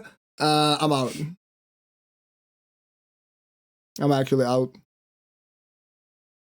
Who's your favorite? Rambler! Rambler, he has a sorcerer from the DLC there. He manages to get behind the wall. Oh my god. What a jump scare. That was a close call there. He's now healing up. Yeah, the sorcerer, luckily, he was on a side where he didn't actually see behind the wall. Damn, close call there. Who's also almost getting viked. Yeah, that was kind of close. And now Gaius. HooZher has to keep it together for this fight as well. Both players now power stancing. Flaming Strike as well. Both players double heavy greatswords. The Flamberge and the Lord's Own Greatsword. Yeah, just a reminder, as people might be joining us now, the score is 38 to 39. Gonna be tied up real soon, but we have 2 deaths from HooZher, 1 in Dragon Barrow to Garrus, the Necromancer, and 1 was in Limgrave to Malenia, mostly to her rot. Rambler has decided to skip Garrus so far. He has not killed the bosses in Dragon Barrow, and he did clear Malenia, no problem, because he came there quite a bit later, so... Yes, that is the state right now. Yo, Dali, thank you so much for the 60 months. Hi, team. To the reset. City family. Yay. That's 5 years of support, dude. Enjoy your new badge next to your name. Thank you so much. Good evening. How you doing? Thank you, thank you. Okay, so now in Liurnia, Rambler's gonna head over to the Bosses Ever Jail. And HooZher instead is actually heading over to... the Putrid Avatar replacement here in Kaled. He's gonna do a little skip down, and he's gonna be facing Moog. He takes damage from the fall as well. And in the meantime, we have another Remembrance boss on the right side. That's Radagon. Rambler gonna be just jump attacking as much as possible. Yeah, gets the stagger as well. He should be able to completely skip the face transition. Burns him to the ground. In the meantime, Moog, Lord of Blood, that's real Moog on the left side of the screen. Oh, nice stagger there. From HooZher, he might be able to skip phase 2 here. Yeah, definitely with this damage. Okay, nice. That was sick. Okay, good job, good job. He's also gonna go over to this catacomb right now. I always say, man, it's one of the slower ones, but I will admit, I don't know how many bosses you can get from Mount Gelmir, so... Yeah, I guess that's the question, right? Like, if you feel like you have a bunch of faster bosses left. I mean, it's just that they have 2 hours. 2 hours is a long time. Mm-hmm. Have I ever been in a situation or been confronted by a conundrum? Right now. I'm constantly in a state of tomfoolery, so you cannot bamboozle me with these questions. Okay, Rambler, slightly inefficient pathing here, actually. Some more time losses, man! See, he went on the rock that is a little too far, but this Mariga Queen, she's going down in 3 hits. I lied! 2.5 hits, not enough. 3 will do it, actually. Like 1 level difference. Another Remembrance. Another Remembrance as well, yeah. Both players fairly rich in this seed as well. Both also have a Dectus half. Not really the biggest deal, as I said. I mean, they have access from Mount Gelmir. They have access to the Farmazula. I don't think the Farmazula play is on the books. But, I mean, if they find the Dectus half, I think going through Dectus would just be the fastest. Black Knife plus 10. We'll probably not see much use of that. Gelmir and Volcano are better than Dectus. Alright, thanks. Yeah, I mean, it's the 9th Mount Gelmir campsite, right? So that makes sense, yeah. That you can get to the rest of Altus faster. I mean, you are so close to Bridge of Iniquity. And then you are very close. You can just do a little drop down to get to the tunnel. And then you are basically there to the chain. And then you would head over to Lanciax, and then from Lanciax you go to Tree Sentinel Duel, and from there you can just run backwards and get to the start of Altus that way. That actually makes a lot of sense, yeah. Farmazula play into Altus is you have the Grace beside the Great Bridge, so that one is close to Maliketh. So you can kill Maliketh, enter Ashen Capital, and then head backwards to go into Altus.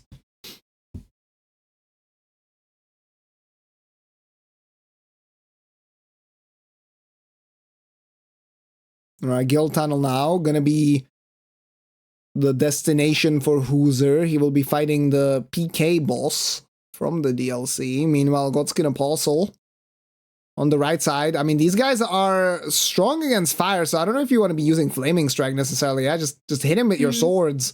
The damage is really good. Stop using the Flaming Strike, man. Hit the boss. Phase transition gets the stagger as well. 1 more jump attack. Gets the kill as well. That's the catacomb that normally Snail inhabits. And now Rambler's gonna go back to Church of Wows.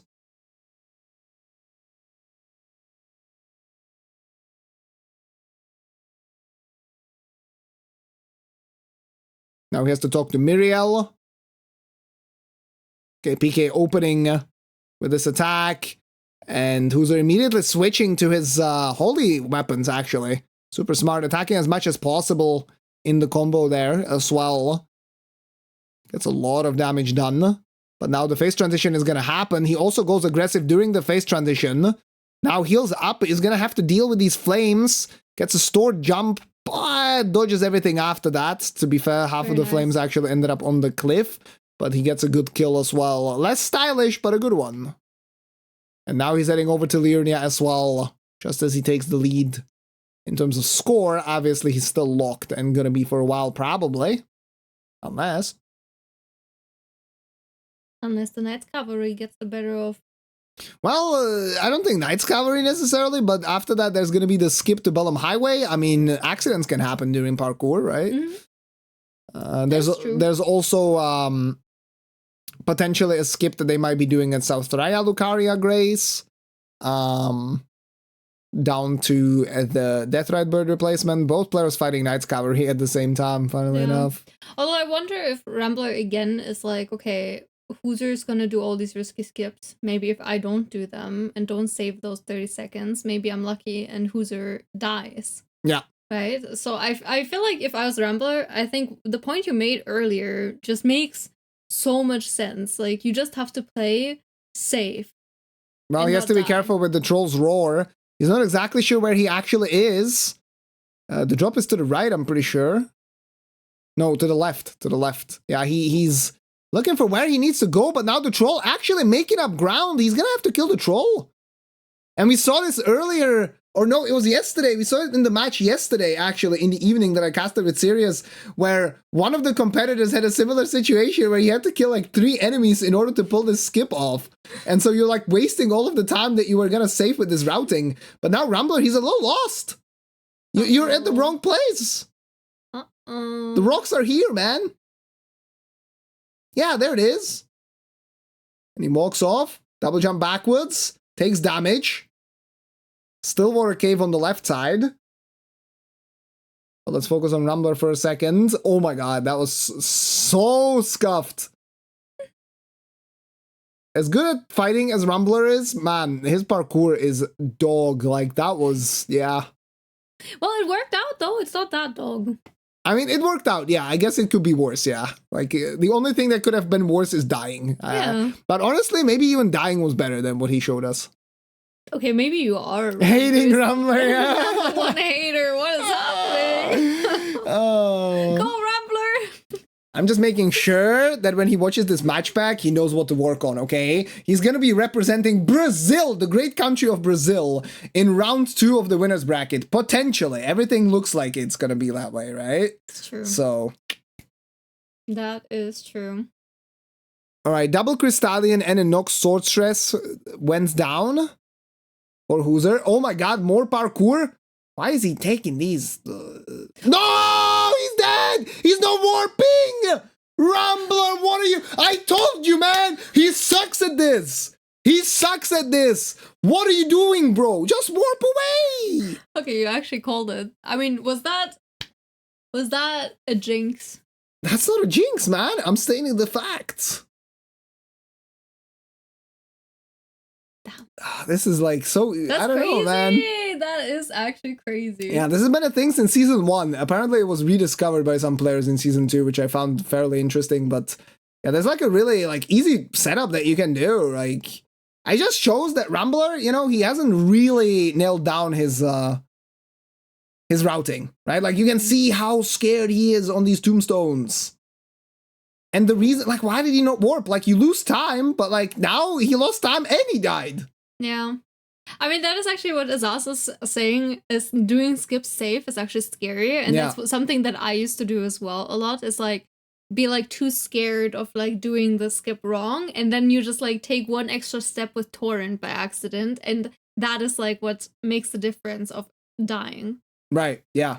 Yeah, absolutely can be the case. But now, guys, we have a match on our hands, like for real, because what does Rumble think now, right? Like, he has a really stupid death. Just like HooZher had a stupid death to Garrus, he had a stupid death to parkour, completely unforced error.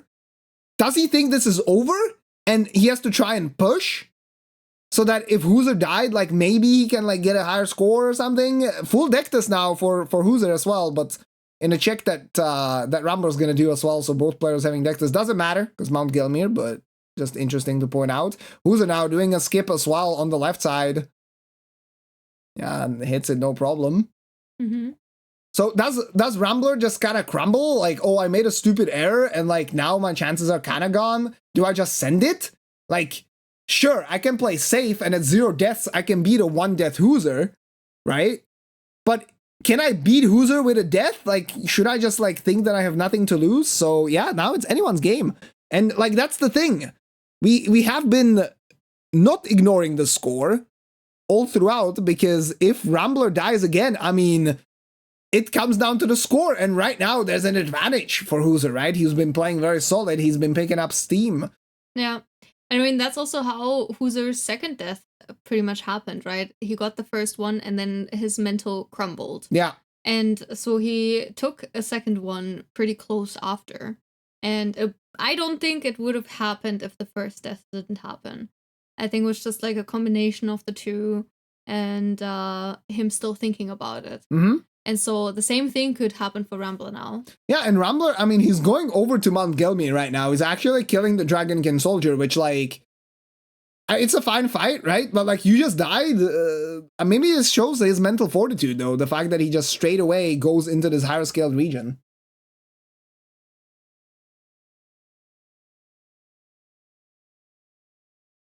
All right. Yeah, HooZher's using his Flaming Strike against the Putrid Tree Spirit. This one replaced the Roll Revenant. No problems there. Damage is very good. And now Rambler's going to be heading over to the replacement for a different Ulcerator Tree Spirit in Mount Gelmir. And I mean, yeah, like we still have 43 minutes left. Like, suddenly it seems way more realistic when Rambler just needs to die once. Yeah. True. I do, yeah, I mean, I think it's a lot more interesting now. Crazy. Yeah, it really is. What one death can do, you know? Alright, another Knight's Cavalry for HooZher.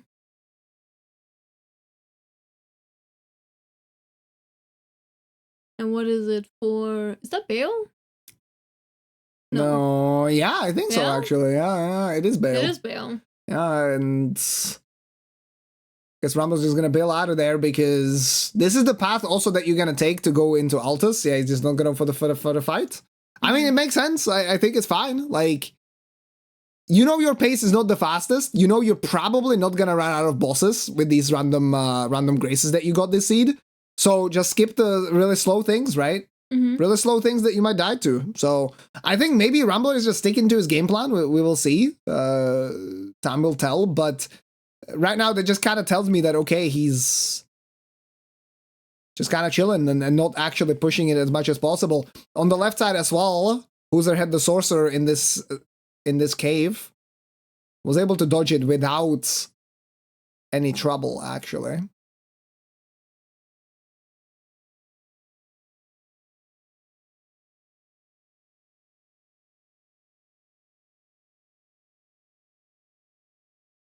Yeah, it's another thing though, like if Rambler feels like he's kind of slow and maybe he thinks like, okay, who's could have maybe died. Adan, oh my god, Adan just saw his spiving catch flame there. Who's trying to mash out of it. I mean, his attack dealt half of Adan's health, but oh man. That was a little scary. Yeah, please go ahead. Avogor. Unlucky. Well, anyway, I'm sure it was a very profound thought, and maybe you'll think of it again.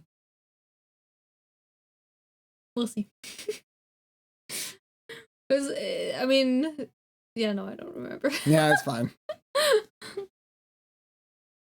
Okay, Sanguine Noble now. Rambler also, he took the Bridge of Iniquity grace, so that means he will be able to do the drop down. That's the thing, though. Does he want to do the drop down now, right? He already died to gravity once. Do you want to do the Tuttle drop down, or are you just going to play it like super safe and take the Spirit Springs? Mm-hmm. Oh yeah, what I was gonna say was that before, when Rambler was deathless, like, I feel like he was able to chill a little bit more because he was kind of had to bank anyway on HooZher maybe dying one time, right? And so like maybe he felt like, okay, as long as I don't die, I'm pretty much okay. And he doesn't have to like giga rush everything. Okay. But now that he's died one time, maybe he's starting to feel that like, oh no, like, okay, if we both have died, now it really starts to matter, you know, and maybe he feels like he has to push more and he has to play faster, and then he's gonna make a mistake. I mean, that's, yeah. Or he's just gonna still think, or he thinks it's over and he's just gonna play the rest of the match, but also kind of chill and not take too many risks. I mean, that's what I said earlier as well. Yeah. Like, you reiterated my point there, but it's well said. That's why I said, like, time will tell, right? Right now, he did some extra aggression. He showed us some extra aggression on that Runebear fight, for example. But then, when the Runebear pieced out, instead of rushing in, he just healed, right? So he's, like, not playing extremely greedy. But yeah, we will see what happens. Yeah. I mean, also, like, for the people who came in later, but we were talking earlier about, like, how different these two players are and that they know each other very well.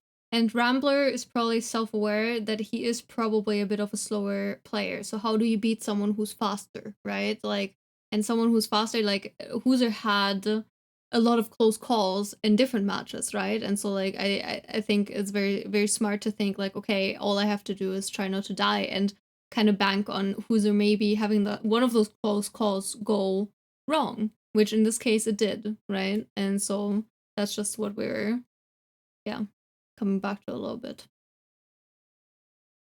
Yeah, definitely. But, like, I think the only thing that really... I feel like Rambler's gonna stick to his game plan. That's my prediction. I think one of the potential issues is that his focus is gonna go down a little bit, right? That's more of a, like, just mental thing. Where if you're deathless, like, first of all, you know you have a chance. Like, it's a low chance, but you know you have a chance of winning still. Now you probably feel like the chance is, like, close to 0, even though we know that's different. And you might have been like, okay, I'm on a pretty decent run, right? I'm deathless. Like, that's pretty good. His average is between 70 to 80. Like, that's the pace that he was on. So I'm just sticking to my guns. And now he could be like, oh, like, yeah, it doesn't really matter as much anymore, right? Like, he needs to get that out of his subconscious mind right now. Yeah, score is 52 to 47. I mean, it's so hard to say. Like, obviously, HooZher has been the faster player right now in terms of his movement, in terms of, like, not having to do any extra stuff, not killing extra enemies. But they've also diverged so much in routing. Rambler has done a lot of running around right now. Meanwhile, HooZher has been clearing out Leonia, which is fairly efficient still, right? Like, he did the Death Ride Bird into Ichi. So that's the real Revenant replacement. And now he's doing, more of Leonia, stuff that he didn't do at the start, right? So he has a lot of things that he'll be cleaning up here, while Rambler's doing a lot of the Altos running.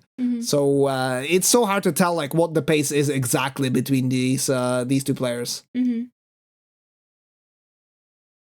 know, another thing I just thought of, even if, like, Rambler doesn't even think about HooZher dying, that being his win condition or something like that, I think probably he's also... Like, if they're so close, they probably have a similar mindset about this stuff, and maybe he's also just someone who just wants to perform well and just not die, right? And so, I don't think so. I think Rambler's very different in this regard. Yeah. I see.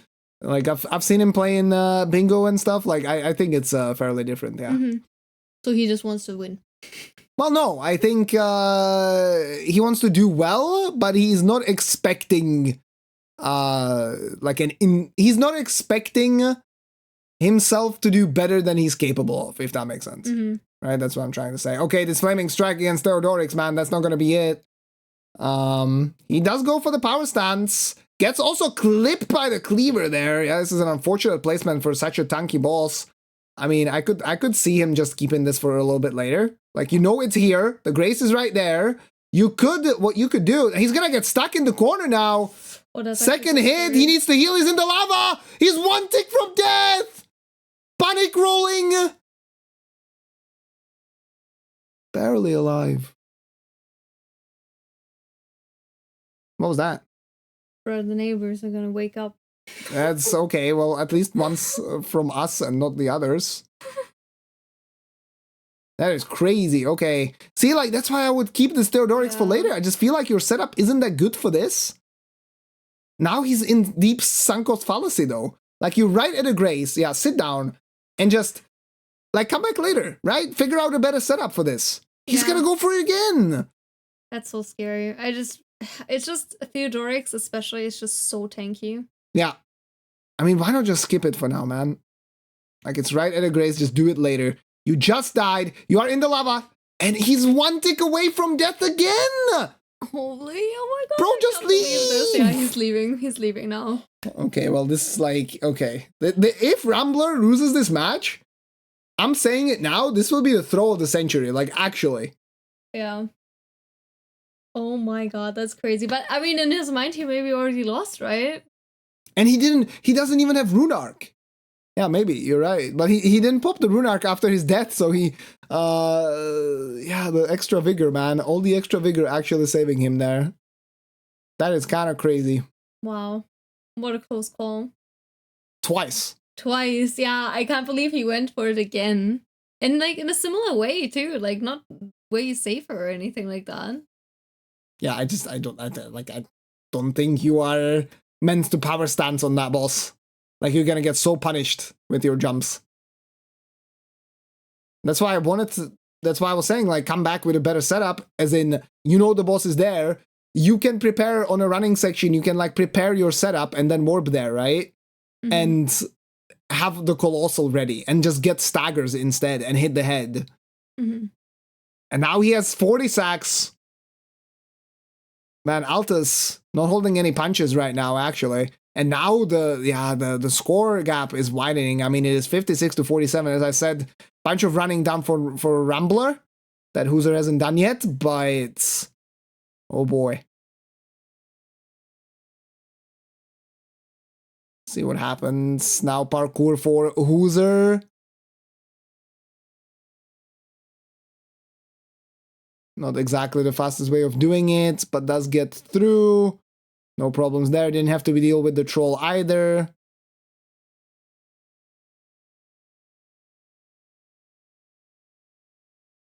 Meanwhile, 40 sacks down to about 55% health. Mm-hmm. Such an annoying boss to deal with the stupid honing lightning. Yeah, and the power stance as well. It's kind of tough to hit with it. Mm-hmm. If you're doing like tap R2s or charge R2s, you at least slash horizontally so that you can hit a little bit easier, right? But here you're doing vertical jumps.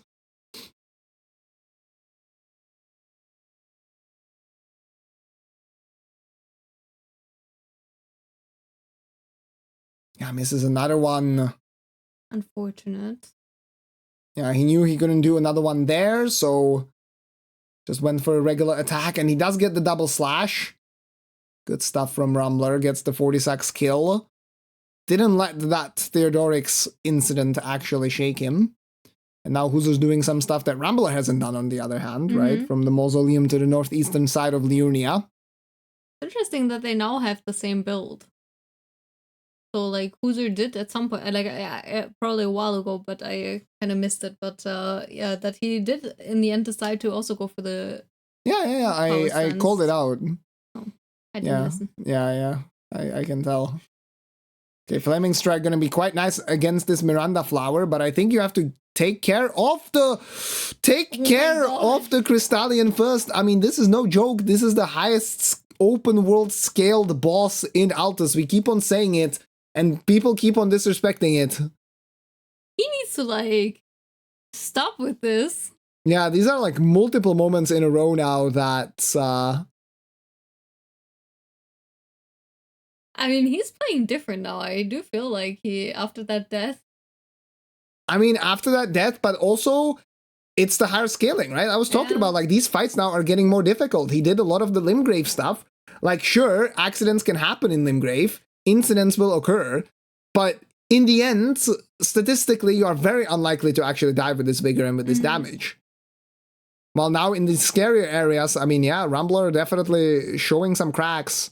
He's poisoned as well. We'll definitely have to rest. He needs what Rambler right now needs to calm down. He needs a streak of, like, you know, nice, clean, like 3-4 bosses to kind of reset his mental. Be like, okay, we're kind of back in the game. Oh my god, this Bloodhound Knights. That would have been so sad. He's fine. It's one of those things again, just playing greedy. I mean, not really, just got hit and it dealt more damage than you would expect from a simple Bloodhound Knight, actually. But yeah, he made it through this Black Knight Catacombs. Black Knife, sorry. As he's sipping on his monster energy. Now Memory of Gracing to the front. That's definitely a scary catacomb usually, but this time seems to be no problem. And he's gonna head over to the second boss over here as the score gap is now widening. I mean, basically one thing is, I think at this point for certain, if Rambler dies again and the match ends at 2-2 deaths, there's no chance for Rambler, I think, to actually win it. As I said, a lot of running to do for HooZher still, but like he's been just so much quicker on a lot of these fights. Yeah. Kind of crazy, like it's such a different score by now, and that is with 2 deaths, right? So like that time loss is just, yeah. I mean, yeah, both the deaths, especially the Gary one, I think took quite a while.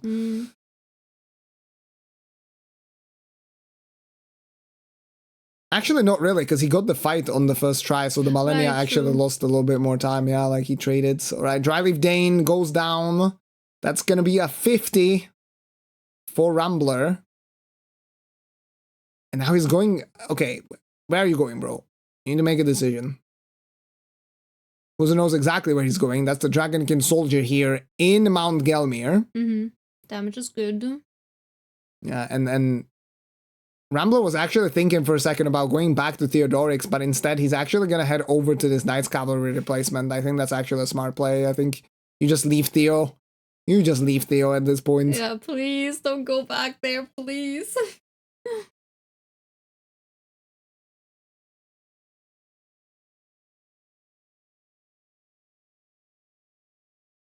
So I guess HooZher is also going towards Bale now. We'll see if he also decides to skip that or if he decides to go for that time investment. Let him have the shack, yeah. Theo can enjoy that one. Yeah, it definitely will be interesting, yeah. You can see also slightly faster routing here through Mount Gelmir from HooZher. Like, you can tell that he's put in the work, right? That's why he has to be so disappointed with his performance right now, but... Like, you can tell... that he has optimized these things as much as possible. I say as he goes mid-air on Torrent, but yeah. I mean, he's a really good player, but like also good thing is that if he does go out from the winner's bracket now, he is still not out of the competition. So all these things that he's learned and improved and can have a miracle run, yeah. Yeah, and it's like they're not lost. Yeah, absolutely. He'll still be in, yeah. It's not like Randocalypse or Season 1 where you died once and you lost your match and you were out of the tournament. He is going for Bale. His damage is very good. Bale is a very weird fight in the randomizer specifically because he doesn't have some of his attacks. In the meantime, we have Lamenta with a rat. That's an interesting dual fight. And the soldier as well. Yeah, Rambler has to be careful. This rat is quite tanky. Well, Lamenta is teleporting away, so that gave him some time to kill. HooZher still going with Bale. He goes into the transition now. Yeah, phase 2. Yeah, and how is Rambler gonna deal with Lamenta? Oh, he finds him instantly. Damn. Using the crouch R1s of his Colossal Godfrey's Axe, the starting weapon. That was his starting class weapon. Lamenta, insane, jumping over his attacks twice in a row. And Lamenta does go down in the end. And now, Rambler's gonna head over to the Altus Plateau Grace. And then from there, either to Gillica or to Godfroy.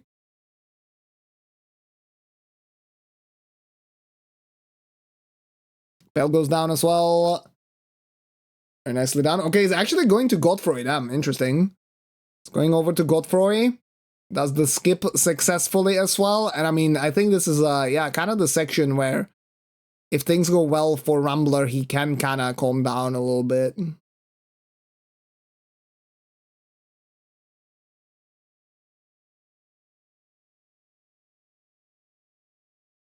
And it's, oh, Eska. That's scary. Actually, kind of scary. It's pretty scary. The dogs.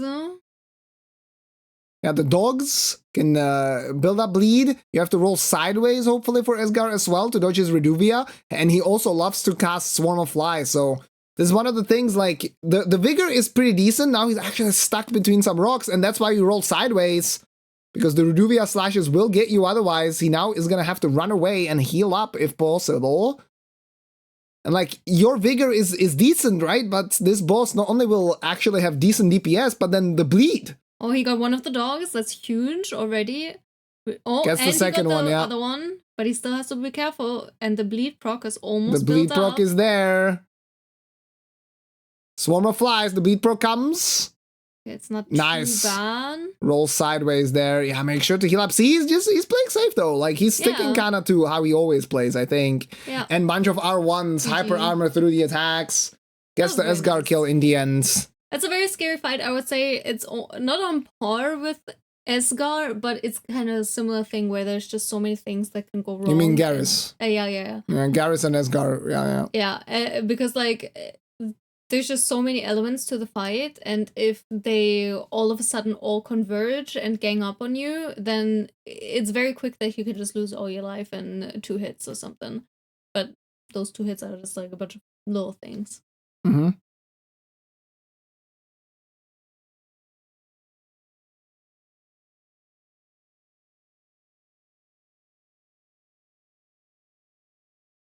So where is HooZher going? He's going to Windmill Village. Ah, okay, Windmill. Gonna head over to Windmill Village right now, and Rambler is actually heading over to the start of Altus Plateau, so that will give him access to Tibia Mariner, Gillica, Old Altus Tunnel. I mean, you should drop from the bridge there. Sage's Cave as well. Rambler actually equipped a Great Rune. He did equip a Great Rune, yeah. But he didn't use a Rune Arc. He's doing it now. Well. Yeah, he did find... Look at that HP! The Great Rune, look at that HP, yeah, he did find the Great Rune. This is Radahn's, I believe, right? So he found the Great Rune, he's actually using it right now. Crazy play. Extra stamina, extra... Is that Radahn, or is that Morgoth? Oh, Morgoth? Yeah, it could be Morgoth, actually. I think you're right. I think it was just HP. I think so. Yeah, you're right. It's Morgoth, definitely. Yeah, nice spot there.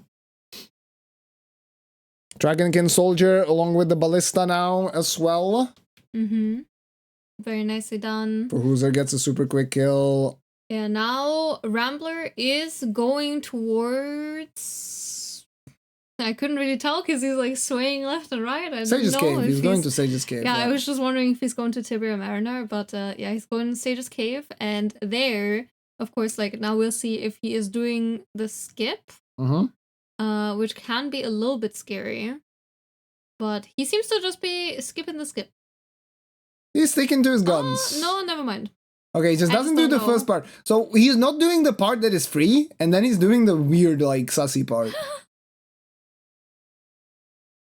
Jump off torrents. Okay, he didn't, but he's taking it slow. Yeah, he makes it to the bottom. Nice. Okay. Good job.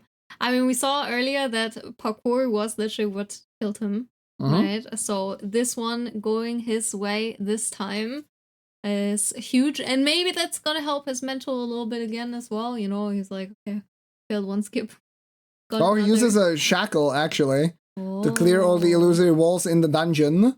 It could be scary in this cave as well, though, because it exposes some enemies. Enemies, yeah, true. True. So I personally usually don't like to use the HooZher in a little bit of trouble. He's fighting Goatskin Apostle. A lot of the enemies around the Wormface Arena are aggroed, but he does get the kill before anything bad can actually happen. Picks up his 64th kill right now. 23 minutes roughly left in this match. 22, actually. Now, while Rambler is still making his way through Sage's Cave, no enemies were scary here. We'll see who the first one is in a moment. That wall was still there. Oh! It's a troll. It is a troll. He moved from a tunnel to a cave. Beautiful.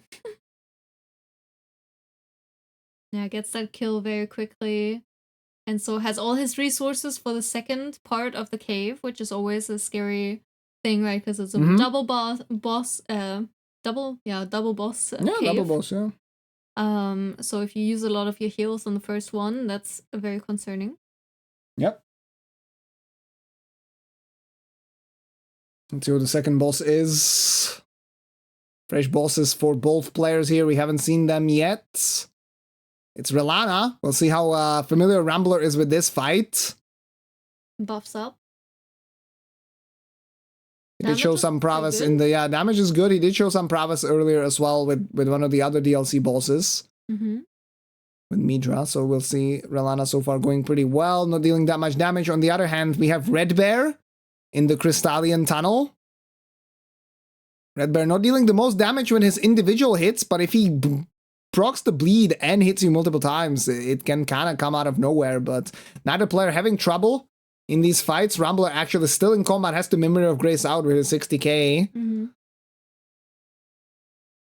Well, at this point, at least the runes aren't as important anymore, right? I mean, you see the Vigor bar on both screens. It's not too bad.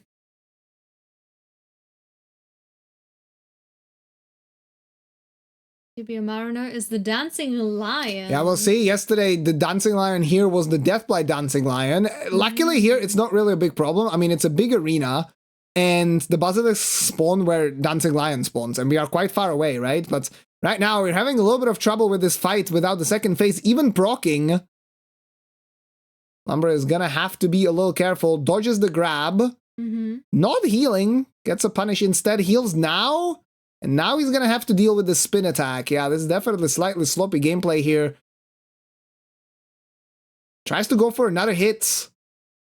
Yeah, misses with the power stance. Wanted to keep up the poise, but... Yeah. couldn't. Okay, this is a good attack. This is good. Weird position for the Dancing Lion, though. Rambler not going for the optimal punish there. Misses again with the power stance. And now the phase transition is gonna happen. And it's in fact lightning, which I honestly think is almost worse in this arena, because with the Deathblight phase, you can kind of fight him peacefully. And it's lightning in water. That's another good point, yes. Which makes you take so much more damage. Well, 10%. That is a lot. True! Well, especially if you face tank it like Rambler is doing right now. He goes for another attack. Probably think he maybe has a stagger close, but he does not have it yet. Yeah. Like this flask is +4, so he's not really running out of heals. And now HooZher with Theodorix. Let's see what happens there. We saw how bad this fight can be. Yeah, and he's also in the shack. Getting stuck. Kinda. Yeah, he already got the stagger though. Yeah. Recognizes he can't go for the head. So he's attacking the groin instead. And in the meantime, the Dancing Lion is down. And yeah, like, I mean, Theodorix now is gonna switch to phase 2. I would be very careful if I was HooZher here, because the lava could end up right on top of him. Mm-hmm. I mean, to be honest, his RNG is also better than what Rambler was dealing with. He didn't have any crawl. Yeah, it was just no problem at all there. Yeah. Well done by HooZher. Gets up to 66. So Rambler score still 10 lower. Despite all the running that HooZher had to do recently, I mean, he, like, the score hasn't really narrowed down. Now, of course, the Northeastern Liurnia part is highly efficient. It's 3 bosses. Rambler still has to do it. Mm-hmm. He also still has to do the Deathrite Bird replacement and the Royal Revenant replacement. So he has a lot of, like, easier stuff left. Mm-hmm. But he needs to think about, like, when he goes for it, right? Because he's starting to run out of time slowly but surely.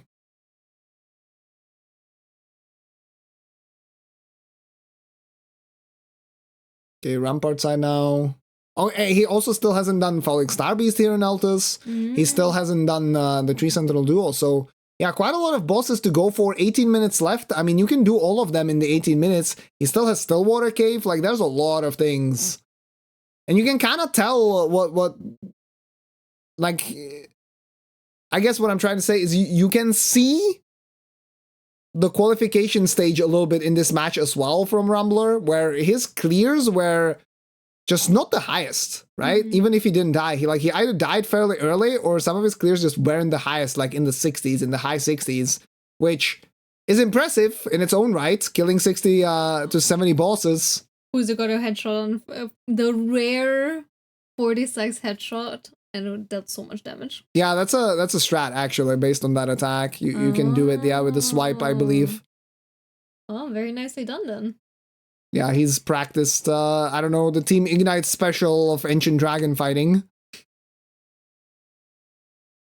I mean, I watched Shura do this fight with a torch, right? So I saw all the headshot strats. Yeah, but kind of the pace just isn't there for Rambler. That's the problem. Like, as I said, high 60s in 2 hours is impressive in its own right, but at the top of the competition, it's just not really enough. Okay, right now he finds the Cemetery Shade, so he's heading over to northeastern Liurnia now. Also, he will have a little bit of an easier time here than he actually did in Altus Plateau. Gets the kill. That will put him up to 58. And now HooZher, the Lanciax replacement takes a huge hit. Does the same as Rambler earlier, not fully respecting this boss fight, even though it's Lanciax scaling.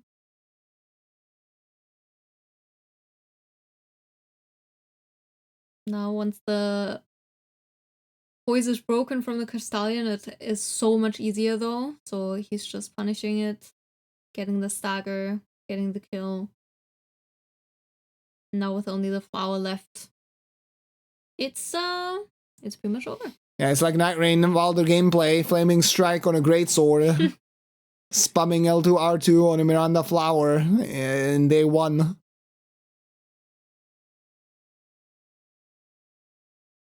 Alright, 15 minutes left. The thing is, Rambler still also has Dragon Barrow. Like, is it gonna be crazy and go to Dragon Barrow? He has so many things left. There's no way, right? No, I feel like I wouldn't do Dragon Barrow. I wouldn't do Theodorix. I could see him going for Theodorix again, maybe. And I could see him going for the Grafted Scion, because he took the Grace there. The Grafted Scion I can see, but also that is one of those things where maybe he forgot. Yeah, right? maybe, because like there's so many things that he's left for later that now it's like, oh, he's clearing out all of the enemies here. Instead of going to the upper floor, he's gonna have to take this cleaver. Is it even the correct one? It is. Heading over to the Bloodhound Knight that we have seen already.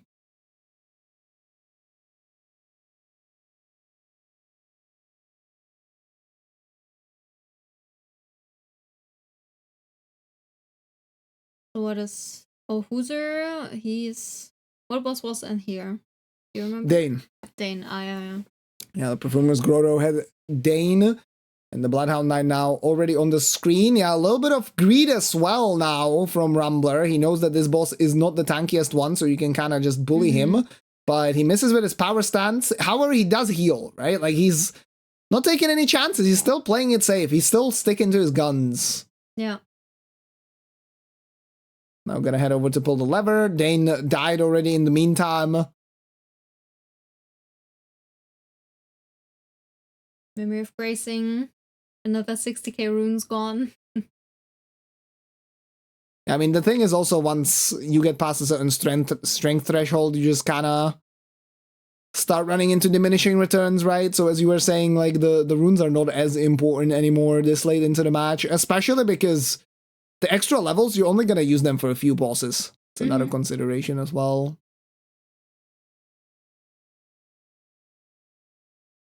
Commander Neil now. Gonna have to deal with the ads, unless his damage is so insane that he forces the phase transition instantly. He tries to... Why are you locking on? Game locks onto the target behind Rambler, so he actually ends up missing. Now he's too close, definitely gonna get hit by the boss. But he didn't force out the phase transition, so... Yeah, the minions are not being desummoned just yet. He jumps over that slash. I mean, that's crazy. Like, it's such aggressive play. Now he's gonna stay close. Gonna get frosted, probably. No, outruns it. Nice. Nicely done. Gets a lot of extra hits in before the phase transition. Has to roll the jump lightning now. Follow up as well. Oh, he completely misses. The boss, that is. Frostbite. AoE follow up. Nice jump attack to finish the fight. Nice, yeah. Gets up to 60. To HooZher's 69. Oh, now he's going back to the Grafted Scion. Yeah? Yeah. Okay. I mean, he has the health. Grafted Scion can dish out a lot of damage if he hits you with a combo and he's buffed up, though. We saw that earlier. HooZher almost died to him. But right now, I mean, the vigor is insane. So we'll see what happens. Switches to the Colossal. I think that's a smart play. I don't think you want to be jump attacking on this one. Just roll behind, gets an R1 as well. Clearly fairly familiar with this fight.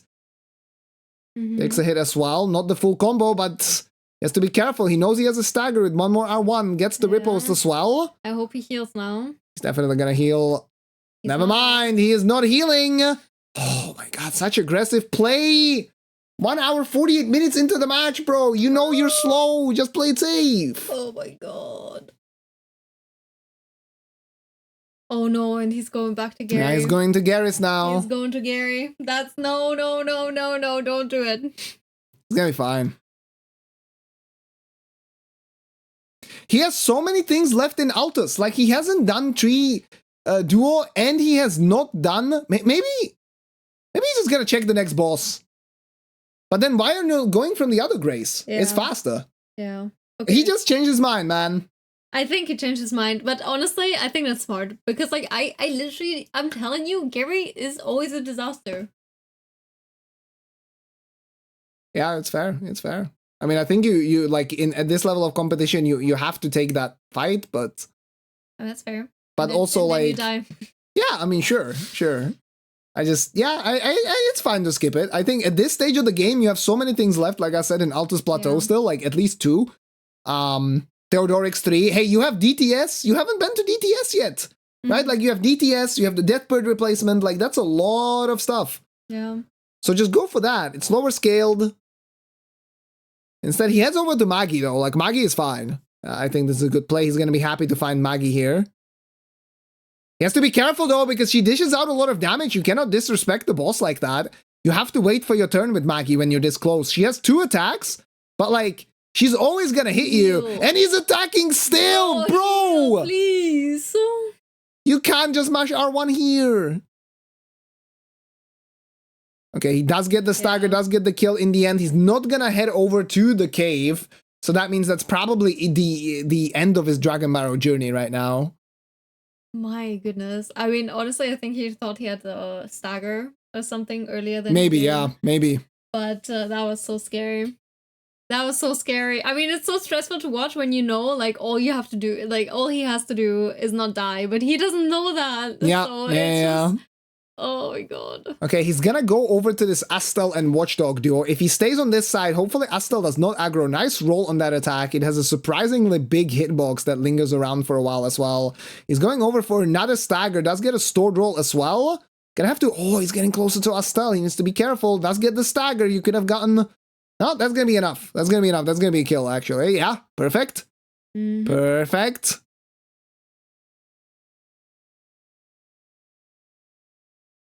Nicely done. But Astel also has a few attacks that can be Oh, quite Astel is really scary. Like, you can see he's not taking a lot of damage, so he's also gonna dish out a lot of damage. Yeah. And the scary attacks are specifically the grabs. Like, the grabs deal so much damage. Like, I would heal. Like, at this health, you could even die to the grab. He does get a stagger. Unfortunate terrain. Unable to get any headshots. Now, another teleport. Yeah, Meteor's probably coming. The wall is in front of him. I wonder if that's going to block the meteors. He actually gets on Torrent. Interesting choice. Rolls after that, and... Yeah, big AoE now has to run away. Still kind of stuck in the doorway. A really unfortunate position for Rambler. Meanwhile, this Divine Beast Dancing Lion is going down so quickly for HooZher. Look at it. It's almost dead and it just switches faces. Like, that's insane. Fantastic kill there, yeah. And Astel goes down as well. Why is he not going to Falling Star Beast? Has he done that already? I don't think so. Not sure. Maybe he pieced out because he used a lot of his heals? Like, I'm actually not sure. Yeah, he still has this. He still has Putrid Avatar. He's still... Like, he has so many things left. Why did he go Dragon Barrow? My man's crazy. Like, the Grafted Scion makes sense, but running past Garrus the way he did, bro. I mean, I think for Garrus, he just thought, oh, it's maybe a fast kill. But then he's like, oh, actually, this feels scary. And then he changed his mind. And then he was like, well, now I'm already here. Might as well check what the next one is. Okay, who's a really nice clean skip to Sage's Cave as well. But yeah, like Rambler has this part left. Rambler has abandoned cave chain left. Like there's a lot, yeah, that he can do that is fairly quick. Like he doesn't even have to go back to Theodorix. I would still like to see him do potentially the chain with the Death Ride Bird and DTS, because those are both quick, and he spent so much time running to that merchant. It would be a shame not to put it to any use. But I mean, right now he just basically needs to go to whatever's quickest and just kill the bosses quickly, right?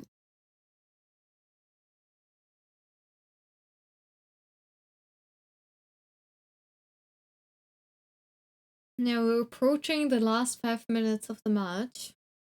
So that really is when we'll see. Yeah, slowly but surely. I mean, this match isn't over until timer runs out for Rambler. Like, as soon as the timer runs out for Rambler and he finishes at 1 death, then it's over. Like, doesn't matter, right? But, yeah, he's gonna be facing Moog right now. We saw that the damage earlier from HooZher here was really good. Yeah, don't get torrented, though. Don't get torrent death trapped. He saves it. Okay, back to the fight now. Looking for an opening. Gonna see his damage. Not bad at all. Make sure to heal up as well. He knows he's gonna have to... Yeah, I mean, his flask is not even enough for a phase transition, right? That's the question.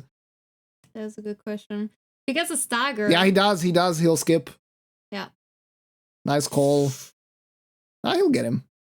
Okay. That worried me for a second that he didn't take the repulse. And you can see Rambler, though, routing on the fly, realizing there's not much time left. He doesn't go for the slower catacomb that is right behind Moog. I think a really, really nice play. In the meantime, Relana getting jump attack to death as well for HooZher. So that will be Sage's Cave cleared up. Gets to 75, has 5.5 minutes left right now. Yeah, well, Rambler is in his no, wait, I can't read. I thought he was at 55 or 40 seconds. Well, also 5 minutes left. Going to Stillwater right now. We saw Stillwater had I think that was a Rotten Crystallian, so that can always kind of escalate. Tree Sentinel duo now into FSB potentially from HooZher. He does see the Watchdog, does see Astel.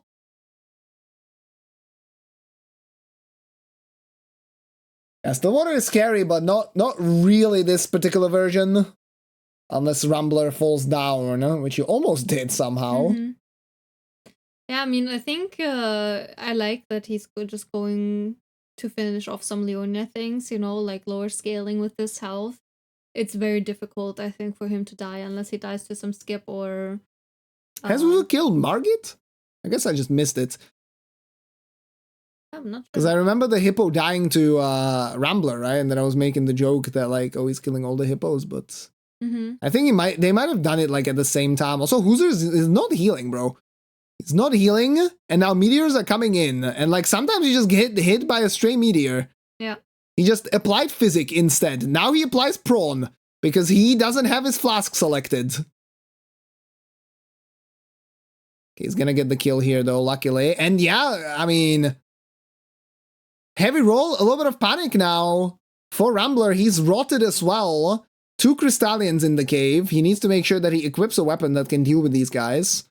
And oh, that's why FSB was skipped, because it's actually Fire Giant phase 1, and I assume Rambler just didn't want to deal with it, but I mean, look at this damage. I mean, I assume he just heard the sound of Fire Giant, and he's like, eh. Okay, 2v1 fights, as HooZher also has to deal with this cheap Blood Fiend. Who's gonna bleed proc him, but it's almost. But it's, yeah. After the fight, now an Octopus as well joining the fray. It's just gonna Memory of Grace out. 77 is the score for him. Has the chance to get to 80 for sure. As he still has these two in the back of Altus. And Rambler, slowly but surely, waiting for the time to tick down. Obviously, still trying to get as many kills as possible. And I mean, he's getting closer to 70. But this is basically where his average kind of lied. Or like one of his, basically an average clear. He goes back to Windmill Village. He still has Warm Face and the Crystallian there. So yeah, he's got a ton of things to kind of kill. Yeah, you keep remembering more and more and more what he hasn't done yet. Yep. Oh, it's Placido Sax now. Or HooZher. I do not expect him to skip this one. Yeah. It's gonna go for it. The damage is questionable, but for Placido Sax, it's okay. He's also not clearing out any of the other mobs. Now there's a nuke coming, so he has to run away. That one might blast all the other mobs in the area, though, so that's actually fantastic. That's a really good attack to get for HooZher. HooZher's also not taking a lot of damage. I mean, he also equipped the Morgoth's Great Rune, so right now he's actually sitting... Why he got staggered by? Yeah, I'm not sure. I think Placido Sax just fell on his ass right there. From the stagger, and he was like... or it was that... slug. Oh, it could have been the slug. True, actually. Yeah, I think the slime. I think you are right. Okay, HooZher has to be careful. Has to watch where Placi comes from, because this attack always deals a lot of damage. He mistimes the roll. As Godskin Apostle on the right side of your screen goes down without really much trouble, which is good for Rambler. He has 2 minutes left. He's actually Memory of Gracing out. He's not going to head over to the tunnel there. I wonder what the play is. He might just go back to Theo. He might just go back to Theodorix, right? Because the fight is right there. Oh, he's doing it. He's going to Theodorix with 2 minutes left on the clock. Oh no. Oh no. He's heading over here. Okay. He's doing Placi, but then I think he'll realize he can't do it. He's gonna skip Placi. I don't think he's gonna do Placi. Yeah, I would. I think he'll go to DTS. I think he'll go to DTS. He sees it now, and yeah, he's going away. Yeah. Good call, I think. Bro, don't die to gravity now. Come on, man. Yeah, oh my god. Like, if you just... Oh my god. Because this is like pathing you never take. Like, you don't really know how high the cliff is. And this Placido Sax fight's taken a long time for HooZher. I don't think this was the right play. I think you should have probably skipped this one. Yeah. That said, I mean, he knows he's starting to run out of bosses a little bit. Yeah. I mean, also, I don't think, like, unless this is some really, really easy, squishy boss for Rambler, I think he won't be able to do DTS.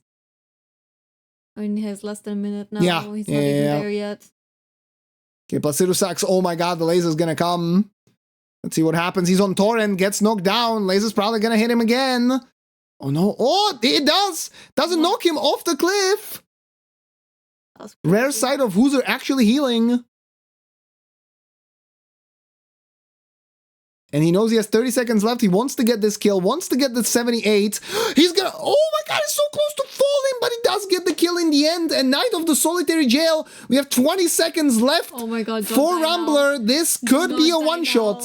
Do not die now. He has so much health, but this could be a one-shot. HooZher walks away from the screen. Needs to take a piss. I can understand. 9 seconds left. 8, 7. Happy New Year countdown. Okay. This boss is not going to go down in these 2 seconds. And Rambler wins! He wins with what score? 6-7. Oh my god, dude. Rambler, you're such a memer, man. That is actually crazy. That is actually crazy, man. Bora Brazil, the 67, 278 victory. He's actually... Oh my god, man. He's done it. He's done it. The upset... He didn't do the throw of the century. Instead, it's the heist of the century, man. He's, well, to be honest, the person who stole this victory from HooZher was none other than HooZher himself. Yeah. Poor guy must be feeling pretty bad, but at least his friend won. At least this match was against his friend. I feel like at least there's going to be a tiny bit. I mean, he's going to feel like shit, I think, no matter what. But yeah, I feel like the only little thing is that at least it was against someone he really likes. Yeah, I agree with you. I mean, HooZher can look at his gameplay. And besides those 2 hiccups, like, he can be really happy. He played clean. He had good routing. He had good fights, right? Like, his parkour was good. Like, he did everything that he could. And he got really close. If Rambler at any point made a small mistake, he would have won this match convincingly with this score, right? But it just wasn't meant to be today. And if HooZher wants to have a chance at actually winning this competition that he's dominated in the qualifiers, he's going to have to go through Lil Aggie in the losers bracket. Lil Aggie gave us a score of 82 in his first match, which is the highest clear in the playoffs so far. And he'll have to win so many different matches in order to even make it to the grand finals. And then if he does make it to the grand finals, he'll have to win 2 games in a row against the other finalist. Because he'll be down 1-0, right? Because the other guy comes from the winner's bracket. Carapulse, thank you so much for the Prime, dude. Welcome to the Reset City family. Yeah, thank you. Enjoy the emotes and the ad free viewing. Oh, man. That was wild. I mean, this was a crazy match. I don't know. Crazy match on so many different levels. Like, Star was hyped because they did similar things. Then the 2 deaths. Not 1, but 2. That was crazy. Then the hate watching was crazy. Then Rambler died to parkour. Then he almost died to Theodorix twice. Then he almost died to Miranda Flower. Like, then he almost died to Maggie. So it's quite crazy, yeah. But if you guys are just joining us and you haven't followed the format, what matters here is the number of deaths, right? Yeah. What matters is the number of deaths. HooZher died early on in the match twice. His score got locked at 8 and 11 respectively. And unless the deaths were equal, the hard score is going to win that is unlocked. So that means Rambler wins because he died way later and he didn't die twice. So his score does not get locked, basically. Okay, I think HooZher really wants this interview. I don't know if you want to do it with headphones and I go... Yeah, we can do it with headphones. Yeah, I'm deafened. I know you're in the call. I know, yeah. But I'll just say goodbye real quick. Yeah. Thanks so much for having me. It was a great match to cast. Viva Brazil. That's not how you say it. But Bora anyway. Brazil. Yay! Yeah, I just have to switch to headphones. Thank you for joining us, Papare. Have a good night. Good night. Yeah, don't worry about that. Just take the chair and that's it. All right, I just need headphones, HooZher. I know you are in the call, I'm aware, but I also know you don't want to hear yourself as we talk. So, Rambler, I mean, feel free to join us as well. Can I invite someone to the call? Invite to voice. Oh, I have to search for friends. Okay, whatever. And yeah, let's get HooZher on the line here.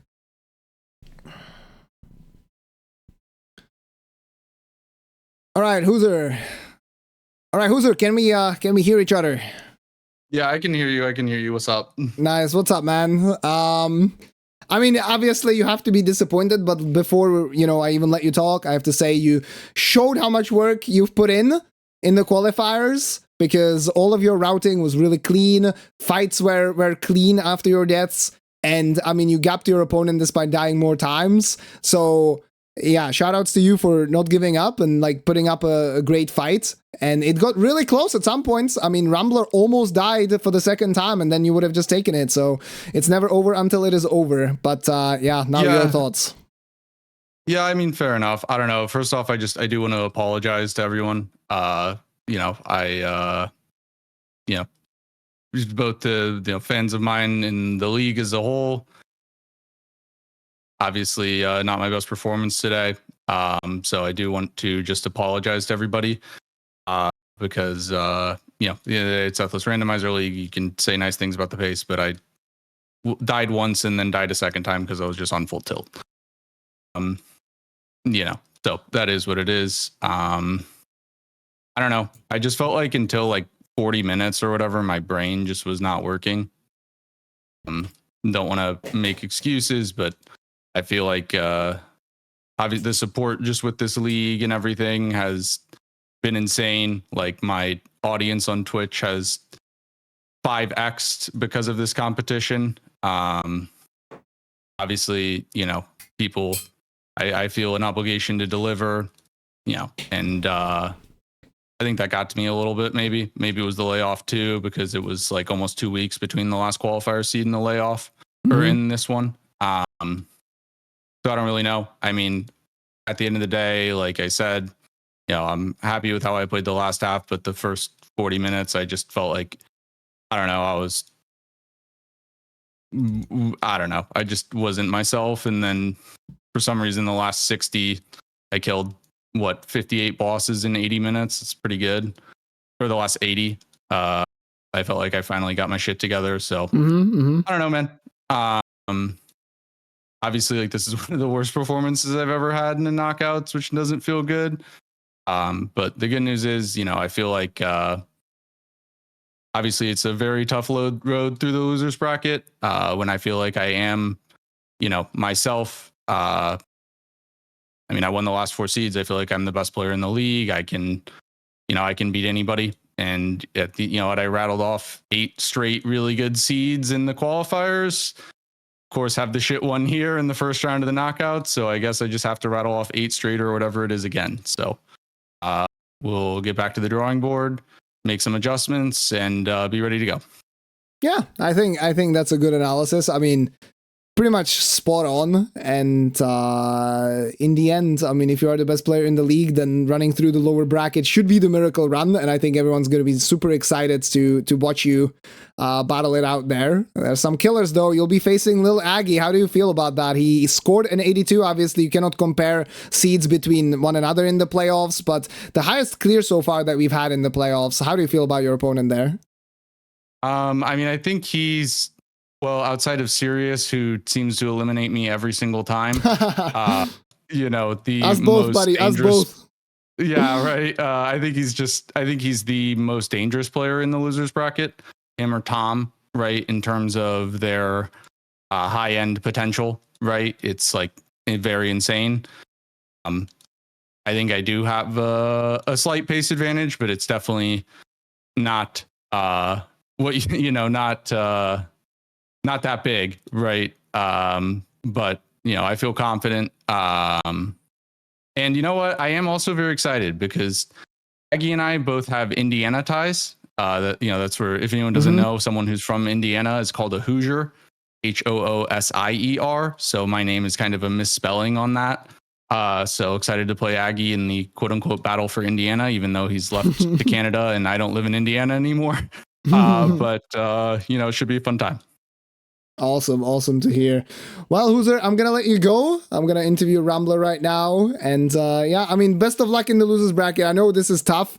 I know that you'll be thinking about this match, but keep your head high because you're playing great, and may the luck be in your favor a little bit as well in the lower bracket, man. Yeah, I mean, it's tough, but at the end of the day, I'm also excited because it just means I get to play more games. So yeah, that's true. That's true. It is, if anything, when I go on a crazy losers run and win 8 straight games in a row or whatever, it'll be an even better story. That is very true. All right, HooZher, take it easy. Thanks for joining me for the interview, and we'll be cheering for you in the lower bracket as well, man. Thank you. I'll stick around just because I want to hear what Rambler has to say. I might deafen for a little bit, but all right, sounds good. All right, Rambler, can you hear me? Yes, I can. Dude, congratulations. You freaking made it past the first round in the winner's bracket. Seed number 16 by 1 point, making it into the winner's bracket and showing that you deserve to be there by making it to round 2. How do you feel after the match? I mean, I feel like, well, first of all, I don't think this seed is a seed that showed that I deserve. So bad, like in terms of like decision making, like going with like a weapon or like switching them up. Like I was very, very unfocused on that part of the game, right? Like, and obviously my death on that like jump that like I should have tried to warp. I don't know if I was able to, but like I didn't even try. Like I was kind of like in shock. Stunned. Yeah. I missed the jump, and I was like, okay, this is it. Like even if he dies, we're gonna be tied, and then he's probably gonna have a better run than me because like I said, like in the beginning, like the amount of work and like how much HooZher pushed this format forward, it was a daunting task to play him like first thing in the playoffs. Well, I didn't even think I was going to make the playoffs to start. Like I started playing the competition kind of like just because it was something everybody was doing. And I had a very bad death to a duelist in seed 1, and then an even worse death like in seed 2 where I got a 0, like just to the jump Ray Lucaria that I did like literally thousands of times, and I died there.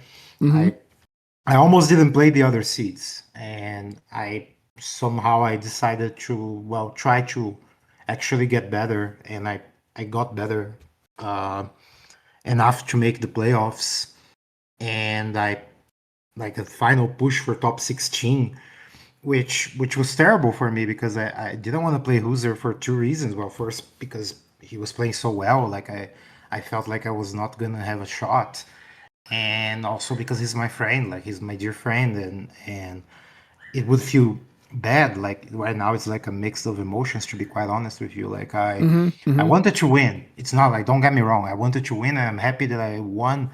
But I would rather have won like in a better fashion, considering my gameplay. Like I almost died to like Theodorix like what 3 times Yeah, that was between crazy two twice. attempts. That, Yeah. that was ridiculous, right? And then like every boss that I feel like, okay, I'm gonna do this, try to do this quickly, I fumble something and then I take like a loss of time. Like even like the Liurnia by the end, like the trio, like I was like getting juggled by the Crystallians. Like it was bad, but somehow like the somehow I don't know like how I feel, to be quite honest. Like it's great to have the opportunity to play again and play better. And like Forsa, I'm pretty sure he's not gonna underestimate the situation because well, HooZher probably played much better game than I did, like playing Elden Ring, and well, unfortunately he died more than I did. Force is not gonna take this lightly, but like rest assured, it's not gonna be probably not gonna look this scuffed in the future. Yeah, Forsa, of course, is the next opponent for Rambler in the winner's side of the bracket. So you're going up against the big boss man. How do you, I mean, you obviously are the underdog here as well, right? It's going to be seed number 16 versus seed like number 8 or something. This ties into the question that I wanted to ask. What's your game plan before you go into the match? Because I and Pap, who commentated with me, we were speculating a little bit that maybe your game plan is just to not die, because you know that probably in terms of speed you cannot match with someone like HooZher at the moment. So is that what you were thinking about? And what happened when you died? Like, did you actually kind of have a slight mental breakdown, or did you kind of stick to your plan? I tried to stick to my plan, but at the same time, I felt like my chances if he dies twice, right? At this point, so if he dies twice, I don't know how early that would be. So I tried to make sure that I would get the highest count I could possibly get. Okay. Just to like, because like if he dies at like boss 70, he wins, right? So Yeah. or 68, I guess. Like I got Yeah. 67. But I tried to focus on not dying, but at that point, like I was pretty just despondent because when I saw like the shape the Dragon Barrel had, like I didn't like any of those bosses to do like for myself. Maybe Cyan, but like Cyan doesn't give much money, so like I didn't want to risk it. I wanted to have it like for the end, like I did. And the others were like just terrible. Like I'm not gonna try this. And then I thought like in the back of my mind of maybe HooZher also like sees this and doesn't go for it, and then we're more tied because he's not gonna get the boost. So that's like one thing that I tried to implement in the past like few practices that I had, like going to Dragon Barrel earlier than what I did. And I like for this game, I just didn't feel it. I felt like, okay, I need to play this more conservatively, play the way I played the last two seeds, like going to Weeping first, then going to Kaled, and like trying to get mount the power and then maybe go Dragon Barrel. And I don't see any reason to change the approach. Like I wanna think like that made me play better. And to be quite honest, like that jump was like a gravity death. So I'm still kind of okay in terms of like the bosses. I did almost die in a few of them, but yeah, I guess that's everyone. So in terms of like my game plan for against Forza, there's two things. One, make sure I don't die again, and increasing the speed. And second, well, like Brazil has lost so many times to France in the World Cup recently. Let's get one. right? Let's get Sounds one for good. Brazil Yeah, this time. sounds good.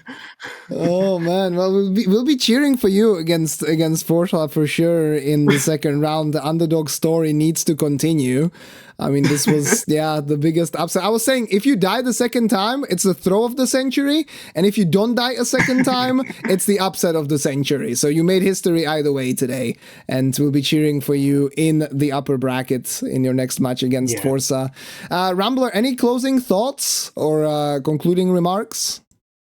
Well, despite the fact that Forsa is my next adversary, I want to thank him for like organizing this whole thing and like making sure that like so many people have like such a wonderful time playing Elden Ring and like having the opportunity to meet so many great players and like being part of the community is like such a joy in my life. And also thank you for commenting, Puppery, as well. Our pleasure. Our pleasure. And like I hope you like at the very least you probably get some good laughs during the kerfuffles that I had. So I thank everybody who also who watched. Like I'm very happy that like I could be a source of entertainment to so many people. I'm very pleased with that, and I hope we keep going. And like DRL is a great thing, and everybody who is part of it, thank you. Yeah, that was super well said. Rambler, HooZher, I'm gonna let you guys go. Thank you so much for the fun match. You were spot on. It was very, very entertaining, and we'll be making sure to catch your next ones as well. So take it easy, guys. Take it easy. Thank Rambler, you. do you want to talk? All right, guys, that was insane. I mean, Rambler is so nice. HooZher as well, obviously, put a lot of pressure on himself, but he's gonna have to do it the hard way if he wants to actually win. He's gonna have to prove that he can win so many matches in a row. The problem always is variance in randomizers, right? You might just get fucked over by something that you can't even control, but what Rambler said is absolutely true. Shoutouts to Forsa. He's the person organizing this. There's other people as well that have been involved. That are helping him out. He's putting all of this together for free, right? And it's for our entertainment, for your guys' entertainment. And it was such a pleasure to cast today's match. It was super fun. Like both matches that we did today were super fun. I think this one just, I don't know, was tense all throughout. And when it wasn't tense, it was still very fun, or we at least tried to make it fun. But if Rambler watches this back, dude, I'm dead. I will be banned from visiting Brazil, I think. But, yeah, I mean, not much else left to say after, I'm joking, of course. Not much left to say after this one. I mean, just a huge, huge upset. Rambler moves on 67-11. Both of them actually dying, but HooZher dying twice. And yeah, that was a great point by Rambler as well. He was like, hey, I have to try and push it as much as I can, because if it's 1-1 and HooZher dies later in the match, then he might still win, right? So I need to still keep up the pace, like pace rather. So it makes a lot of sense. Yeah, it makes a lot of sense. And yeah, in the lower bracket, we're going to have seed number 1 against seed number 22, HooZher against Aggie. In the lower bracket, we can see how it's actually shaping up right now. We have Rambler against Forsa. We have Kaijuro against the winner of Plural against Azaz. Then we have Rakushine against Roman. And then we will also have the matches between Sci-Fi and Helios. And tomorrow, a match that me and Papari will be casting as well, Iron and Jeff. That's at 8:30 Central European Summertime tomorrow. If you go to drl.forsa.tv/matches, you can see the countdown here. You have the dates in your local time zone. Both Azaz and Iron and, well, Azaz and Plural and Iron and Jeff will be playing tomorrow. Then the remaining matches are on the weekend. I've already signed up for commentating some of these, but right now we're just waiting for the other commentators who haven't commentated as many yet, but I'll try to do my best to cover it as well. I look forward to your Brazilian execution. Nah, man. Rambler's gonna beat Forsa, make the winner semis, and then they're gonna be thanking me. Straight up. Or something like that. I'm not sure. But yeah, that's the state of the bracket. In the lower side right now, we have Gustav against Pearl. Those are two explosive players. Pearl can, you know, really cap super high. Gustav, he can also get a really high clear, but the consistency is a little bit lower. Neora, number 3 seed, who got upset by Roman, is waiting against, waiting to play against the winner of Nuclear Pasta Tom and Asgar. Teddy is waiting as well for the loser of one of the upper bracket matches. Same for Konsta-sama. HooZher and Agi, we already said. Ends Master is waiting for the winner of Wonder and Ovarida. Poleuki is going to be playing against Mr. Dr. Raven. And Sirius is waiting for the loser of Azaz against Plural. So that's going to be either way, this is going to be a super cool matchup. And this one as well. Those are the two matchups to kind of watch. Actually, three. I want to say there are three pretty big matchups to kind of watch in Losers Round 2. Which will be coming sometime next week, probably. But yeah, that's it for me. I appreciate you all joining me at this late hour. It is midnight. I can't wait to get dinner. I literally had to eat cucumber before the stream so that I wasn't hungry, okay? And I couldn't afford more calories. So such is the tough life of DRL casters. I can tell you. I can tell you that. Yo, Crimer, good to see you, man. No, dinner will happen now. Don't worry. Dinner will happen now. Midnight. That's when we eat dinner. Crazy stuff. But yeah, I appreciate you all being here. I'll be live again tomorrow for the regular stream. We'll be playing some Dark Souls. That's 2 p.m. Central European Summertime. As always, 5 a.m. Pacific, 8 a.m. Eastern. And then at 8:30 p.m., I mean, you can just watch my stream. I'll raid over to Pup, and then we will do the commentary together of Iron versus Jeff. This is Winner's Bracket Round 1. It's going to be a great match as well. Iron, number 2 seed. Meanwhile, Jeff, you know, having a scalp in Randocalypse against NPT. So both very capable players. Appreciate you all being here. I'll see you guys tomorrow. Until then, stay safe, stay cool as always. Bye-bye.